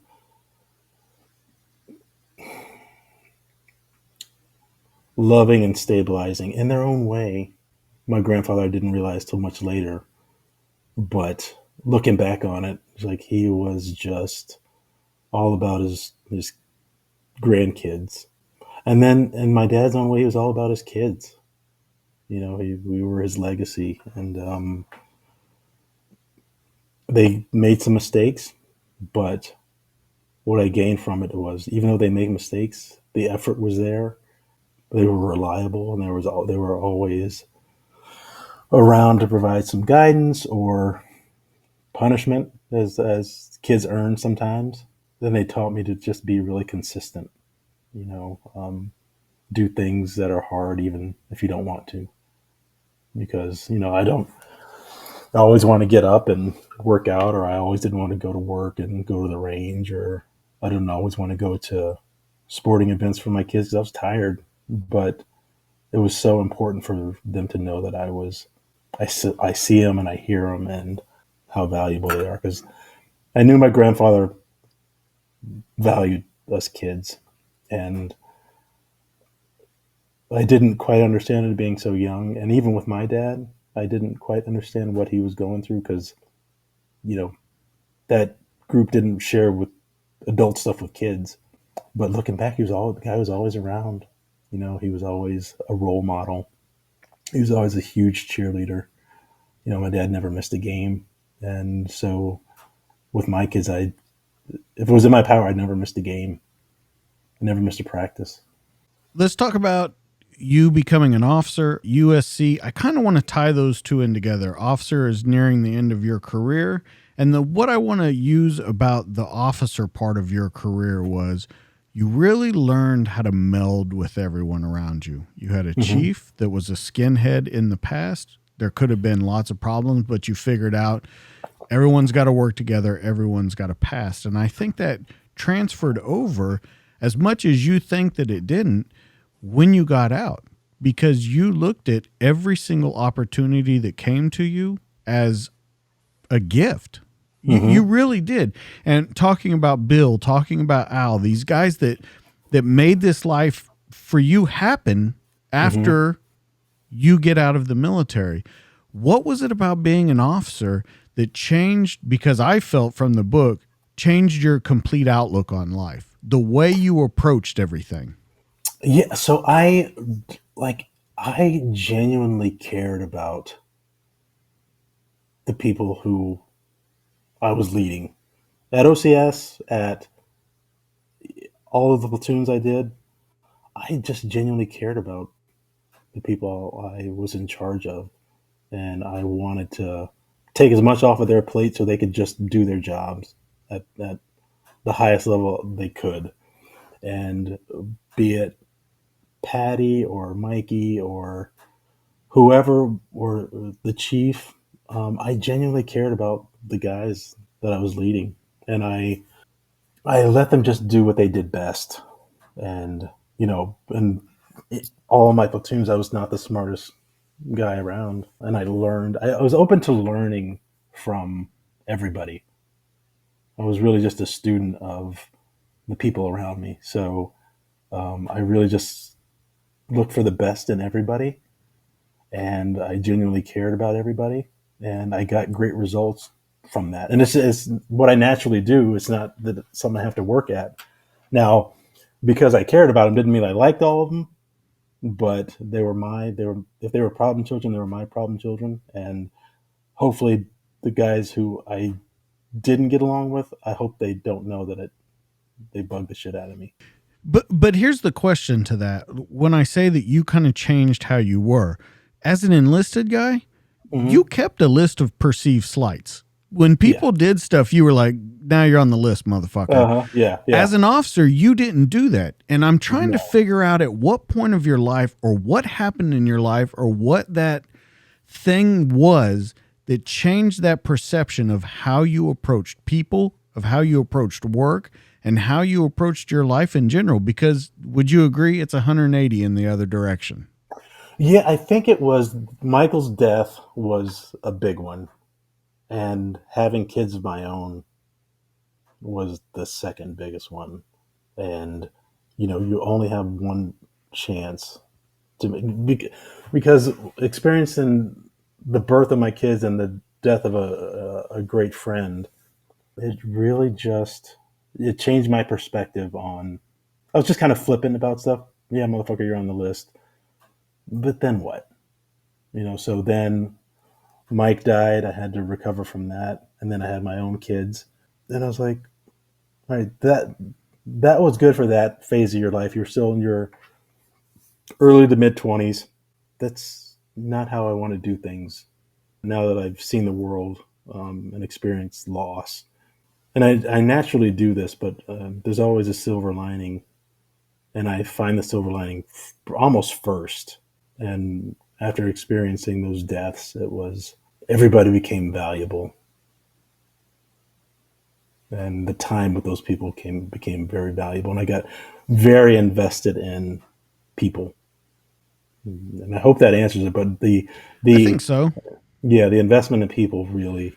Here's where it kind of differs for me, where my questions are. As you go through the officer phase, you've done your whole career. We've talked a lot about your kids. We haven't talked a lot about your ex-wife. We talked before the show that we would talk a little bit about it. I know it's a deeply personal issue with you. What I want to talk about, though, is you have this person that for 20 years of your career, as many years as they're around, they support you. They have children with you. They hold down the home front while you're gone. Then when you get to the end and you have this ability, because of Bill and Al, to go out to California, start this whole new life, take care of your family wonderfully, have a house, private school, all these kind of things. That person says, absolutely not. I won't do it. So you start that point of your life and go, okay, well, I'm going to try it out anyway. Maybe I can drag them behind me. Mm-hmm. And I told you I wanted to ask about this. What I don't understand is they support through all of that stuff, all of that time separated away, all of these horrible things that you've seen, what you've had to do, all of these things. And the thing that breaks the camel's back is, I want to move out to California. I want to do this. I want to provide for my family, and I want to start this new life after it's over. Mm-hmm. They even made sure that there would be a job out there for her, everything. Yep. I'm trying to understand, why was that what broke the camel's back? I don't know. I think it was to gain or some level of control because, there was no say in where the Navy sent us. You're kind of at the whims of the Navy. You can manage it a little bit, but 20 years of that is hard for anybody. And I think it was just the one more mission or one more op that she was just like, yeah, I can't follow you on this one. Honestly, and we were obviously two different perspectives on this. I took it as a family decision. I can still take care of the family. They can still put food on the table. It's in a different location than is ideal, but it's not bad. It's just different. And I really think it was just regain control in some way, and it was just one mission too many. But I don't know for sure.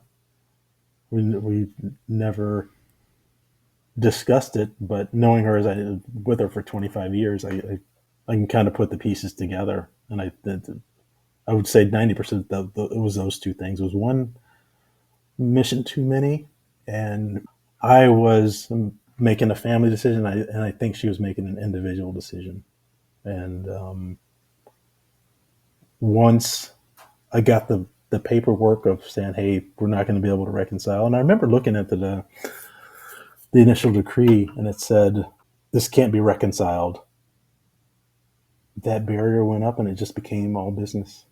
I cut it off, and I was like, "Okay."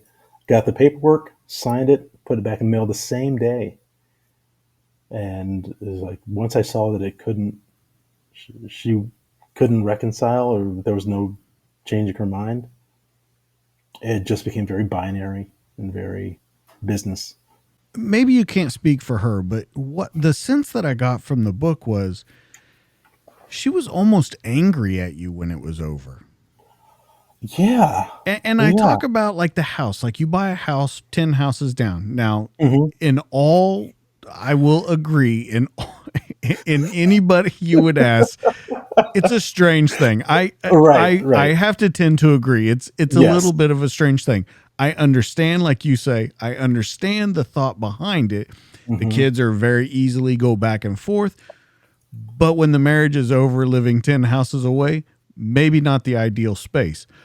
But it almost seems, as you wrote it in the book and as you talk about you and her's relationship, which is a very short part of the book, it almost seems like she's angry about you. Like it will be anything just to show you that she's angry with you. And so I almost wonder when you say, I never found out what it was that did it. I feel like that would be, because I ask a lot of questions in life. Yeah. I feel like that would be the first question I would ask. Like, okay, all of this has happened. We've been through all of this, all these years. What is it about this thing that ended it? And it almost seems like you were adversaries at the end.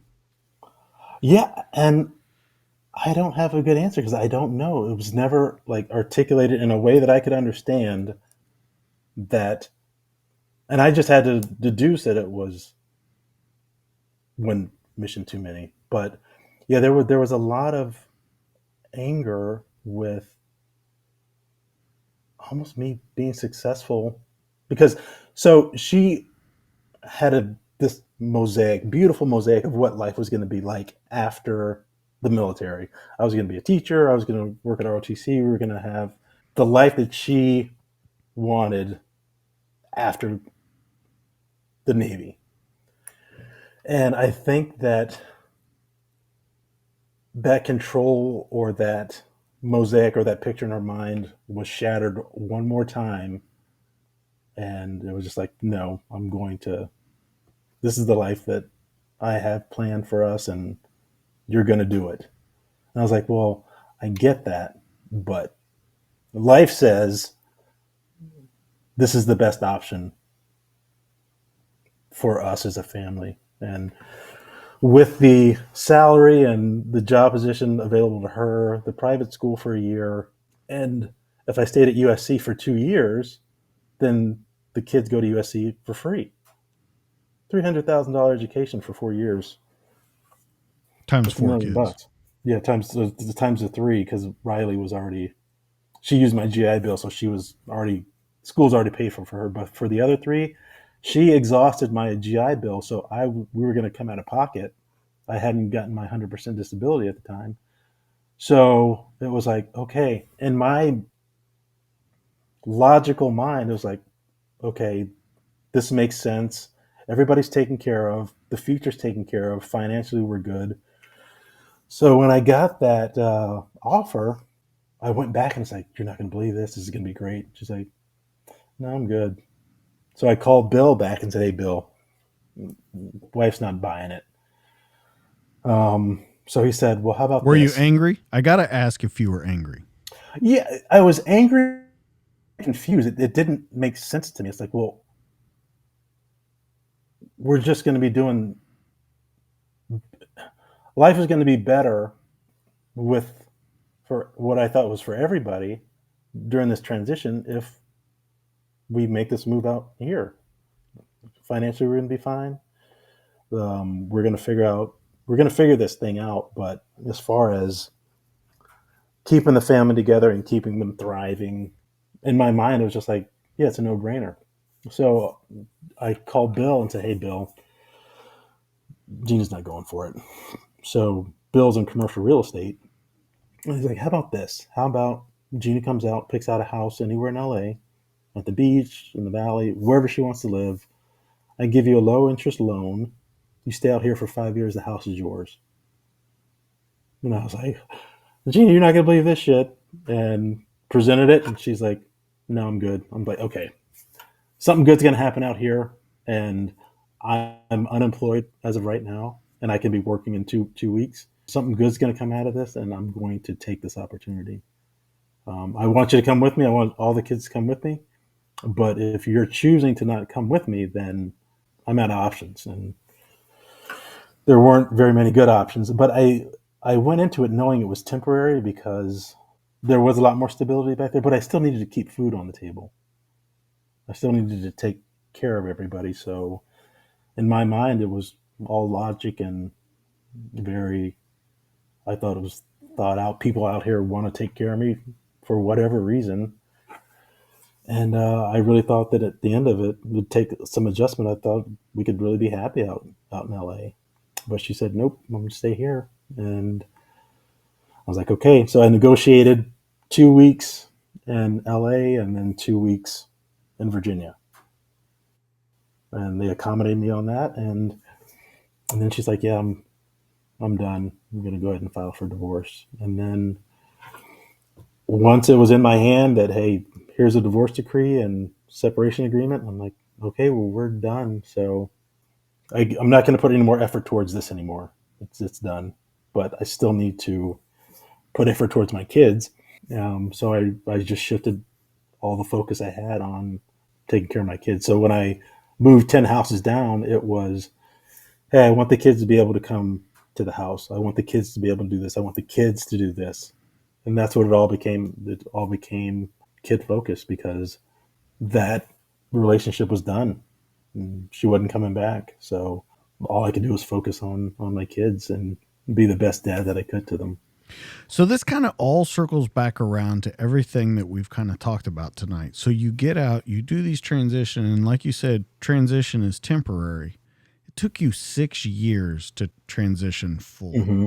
And Yep. there were breakdowns like we talked about at Home Depot in front of your kids, where you finally start to feel stuff. There's I'm not going to say a suicide attempt, but there was definite ideation there that was going on, where you call a friend over and you just can't seem to grieve, and you just can't seem to put that past in the past and move on, no matter how good it is. And so I'm wondering, in the book where we talk about transitioning, where you're helping people realize that, veterans, law enforcement that are getting away from those careers, I'm wondering, at what point does everything feel like it's coming together? Because for the longest time in the book, you just continue to say, yeah, my job is great, but this sucks. This is great, but this sucks. And there's never any median space between it. It's either at the top of the mountain or at the bottom of the valley.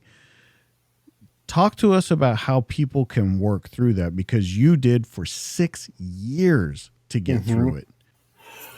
So I knew, it was like, even when I was in Buds, I realized that I had a deficiency. So I just asked for help. And I reached out to Bill and my network at USC. I was on a campus that was starting to recognize PTS and stuff. And I was like, do we have counseling, or do we have avenues where I can figure this out? Because I'm not equipped to do it on my own, and I need help. And do you know somebody? Oh yeah, we have this program here. Try this out. Okay, I tried that. Didn't work. What else you got? Until I finally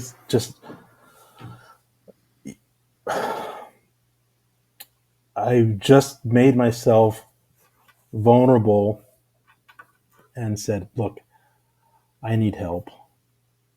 I don't know how to figure this thing out.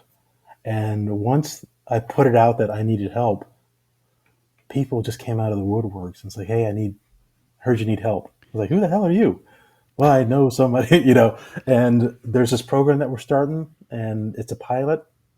It's to help traumatic brain injuries and possibly PTS and not sleeping and anxiety. You want to try it? Yes. And it just, that one path would lead to other paths for other people who are waiting to help. I was like, hey, I heard you tried this. Did it work? A little bit, but not quite. Well, here, let's try this. And all of a sudden, just saying yes and letting people know that you need help, and not like your muscles to do things on your own have atrophied, right? Because in the military, you do something, you're always with somebody, you're always doing something as a team. Even as a sniper pair, you're still not doing it alone. So those muscles to do it, hey, I'm going to go ahead and solve this problem on my own. Those muscles are tiny and barely visible. But what you are good at is leveraging your team, or relying on your team to help you solve that problem.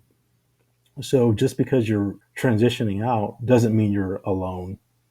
Your team's just going to look different. And you might have to seek that team out.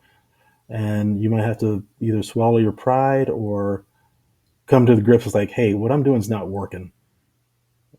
Let me do some research and say, hey, Headstrong supports veterans, or this nonprofit supports, or where I am offers this service, and just go get the help until you build those muscles that have atrophied back up. And then you're still relying on your network, but it's just nudges now as opposed to big course corrections. But here's the interesting thing to me, and this is the $1 million question of the book, and this is what everything we've talked about tonight culminates into. We've talked about it the entire conversation. In Buds, when you weren't cutting it, you went to someone and you asked for help. In sniper school, you went and asked for help. OCS, all of these things. Even when you took over command, you had your troops, your chiefs, all of that help you. And then you get out and fuck all of it away and stop asking for help. And I'm wondering, because this happens to a lot of people, whether it be military, law enforcement, first responders, whatever it may be, they forget who they are when they leave. And I think that's exactly what you did for about 5 years into your transition. and I'm trying to understand why that happened. You always asked for help, but it took you forever to do it on the outside. No, I asked for help almost right away. Well, here's what I mean by that. When you start looking for reasons to make you feel like you've succeeded, there is a definite change. You have to agree when, like we said, you talked about, well, this was great, but this was sucking. This was great. There was a point where everything kind of shifted in together and you're like, well, this isn't working. Let me ask for help so I can understand me. I'm just trying to understand why it took so long to get to that where you were like, I'm just trying to understand me. I'm just trying to get better, because I think a ton of people go through that. I think that I can look back and say, well, your do-it-yourself muscles have atrophied, right? Now I can see that, but as you're in it, you're like, no, I got this. I can figure this out on my own. And finally, it was just going through that for so long, doing it myself wasn't working. But every time I asked for help, it was available. So finally, I was like, well, this is what I've been doing is not working. Okay. And when you were in the military and things weren't working, Exactly. you'd ask for help and that worked. Okay. So I'm tired of getting my ass kicked by myself. Try that asking thing again. And so I did, because that's what I was good at. I was good at identifying the problem and realizing that I can get by on my own, but I can get by a lot better if I ask for help. So finally, I got to that point to where I was just like, yeah, this isn't working. Looking at taking my own life. So it was at that moment to where I went to a point where I was just like, man, I feel like I'm a burden, and people in my life, maybe they'd be better off if I wasn't this much of a burden. And my friend came over and she was just like, no, you're wrong. You're valuable. We all love you. Your kids need you. And in my mind, I was like, I know my kids need me, but it was just that very quick moment of maybe things would be better if not. And when she came over and looked at me and just like gave me a hug, and it's like, no, you're good. And I was just like, you're right. I'm okay. I'm good. And what I'm doing is not working. So just go do what you're good at and ask for help. And once I came to that conclusion and started asking for help, just the floodgates of help opened up, and it was a slower process than I thought, but I was incrementally getting better. And as long as I was getting better, even just a little bit, then I was okay. And I realized that. But I think I needed to hit that, not even rock bottom, but to the point where it's just like, yeah, this isn't working, man. Just go with what worked for 20 years. And that's what I was looking for. Because we're talking 3-4 years into your transition before that happens, right? Yeah. Yeah. So that's my whole thing. And what you just said, I think that was rock bottom, though. It might not have been the worst it could be, but it definitely for you was rock bottom. When you're thinking about taking your own life, that's rock bottom. Yeah, because I was just not doing good at any one thing, Exactly. Yeah. So, and what do SEALs do when they're not doing? They just pile one more thing on. So then I was like, ooh, I'm going to go to grad school now, idiot. So then that was one other thing I wasn't doing great at, and finally I'm just like, just take some of this stuff off your plate. Well, and that was my whole point, and that's what I think definitely one of the best parts of the book was when you finally realized, when you focused on you, like you did in Buds, like you did in Sniper School, when you said, how do I get better as me as a person? Now, it's completely different what you were making better about yourself, but when you finally went back to that old Mark and said, how do I make myself better? How do I get better at this? that's when everything changed. And that's what was so fascinating to me, that it took you 3-4 years into this retirement before you go, shit, this has worked my entire life, my entire career. It went away. And I really worried that's what a lot of people leaving these high stress jobs, these high stress careers, when they get done, they forget what made them good about it. And all they focus on is, I'm not great at this. Exactly. And they forget, all I got to do is ask, and someone will teach me how to be great in this. Yeah. And not only will they teach you, most of the time they're happy to do it. Once I finally realized that, one, I wasn't a burden, and do what you've done your whole life to succeed. And then all of a sudden, help was everywhere. It hadn't changed. It's just I finally saw it again, because, like you said, I got back to the basics, really, and best decision ever. So with all of this career, this book, what you're doing now, what possibly could be next for you? I was talking with Andy Stumpf tonight, and he asked me the same thing. Well, I think we should point out, Andy Stumpf wasn't just a guy you were talking to. He was your classmate along with Jack Carr when you were in Buds. So you come from a very famous class. So when you throw that out the way you did, I was talking to him, there's a reason for it, because you guys go way back. Way back, yeah. So he asked me the same thing, and I don't know, but I didn't know I was going to be writing a book a year ago. I had no idea. I thought somebody had asked me, one of the students asked me at USC, they're like, so what's next, Mark? I was like, I don't know. And then Bobby came up and was like, all right, I've had enough of you. You're writing a book.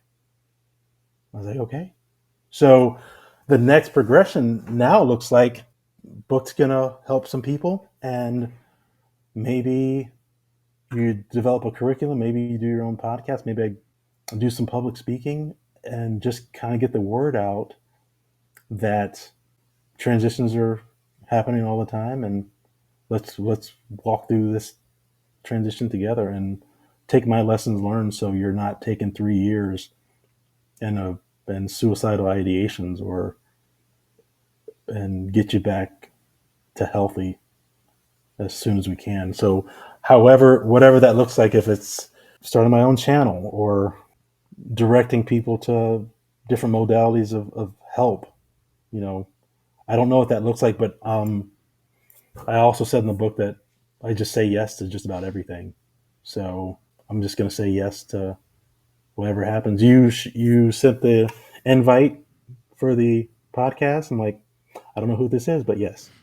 Well, I'm glad you did say that. Yeah, I am could too. Could have been way worse if you said no.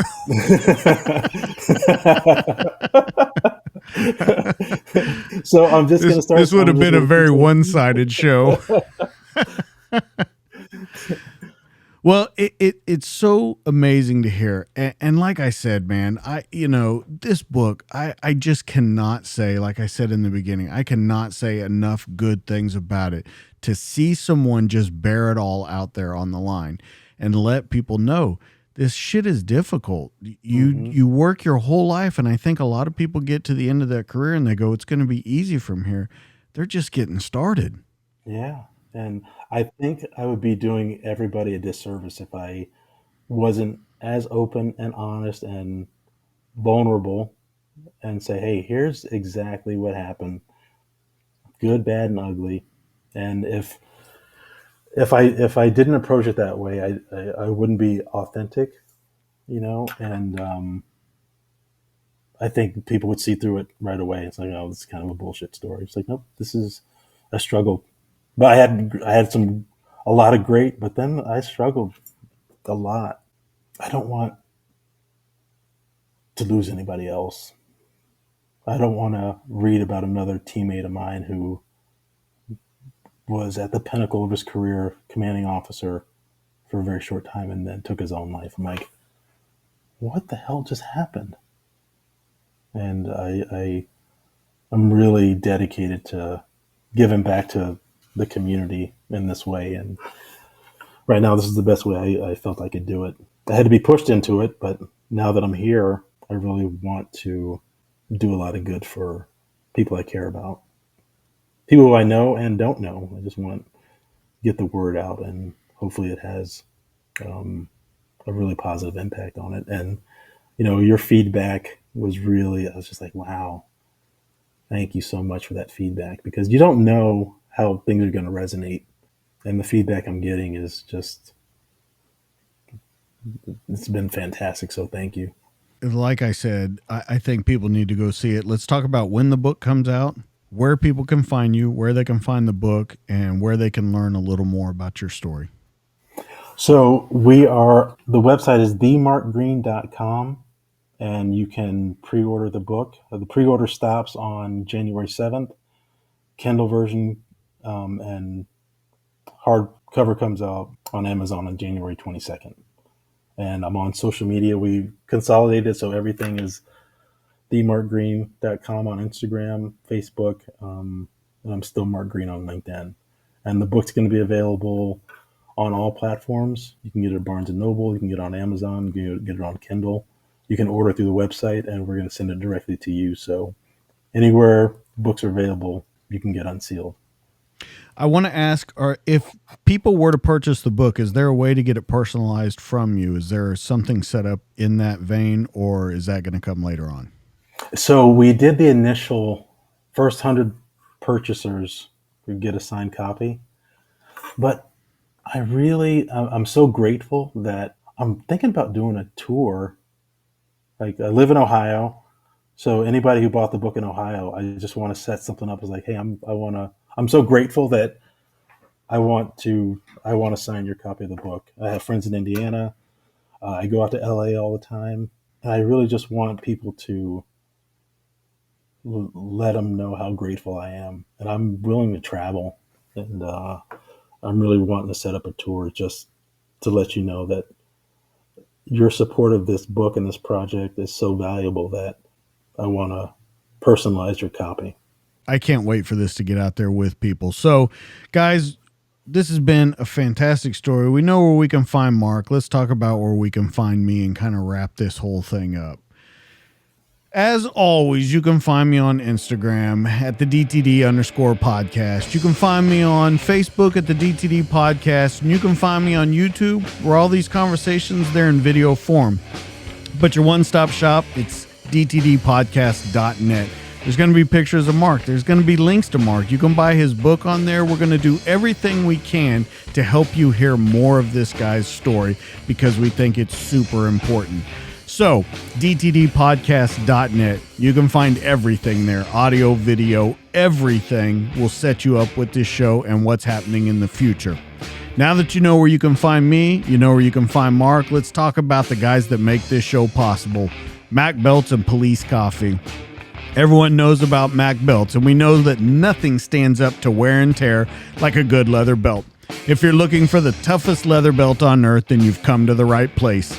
Mac Belts, they're handcrafted in the USA by veterans who are serious about their craft. And if you're looking for a belt that's tough enough for your active lifestyle and help support those who've given so much to our country, look no further than Mac Belts. It's the toughest belt on the planet. Everybody knows my buddy Mac Alexander over there, retired Navy SEAL, putting out a product that I can 1,000% stand behind. I have two of them myself. I wear one every day.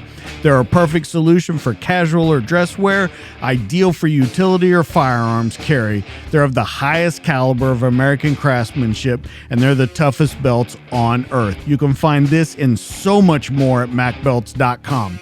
Now let's talk about coffee. Police Coffee is an officer-owned business, and they're dedicated to crafting the finest coffees and blends, and they're shipped as soon as they're made to provide you with the freshest coffee available.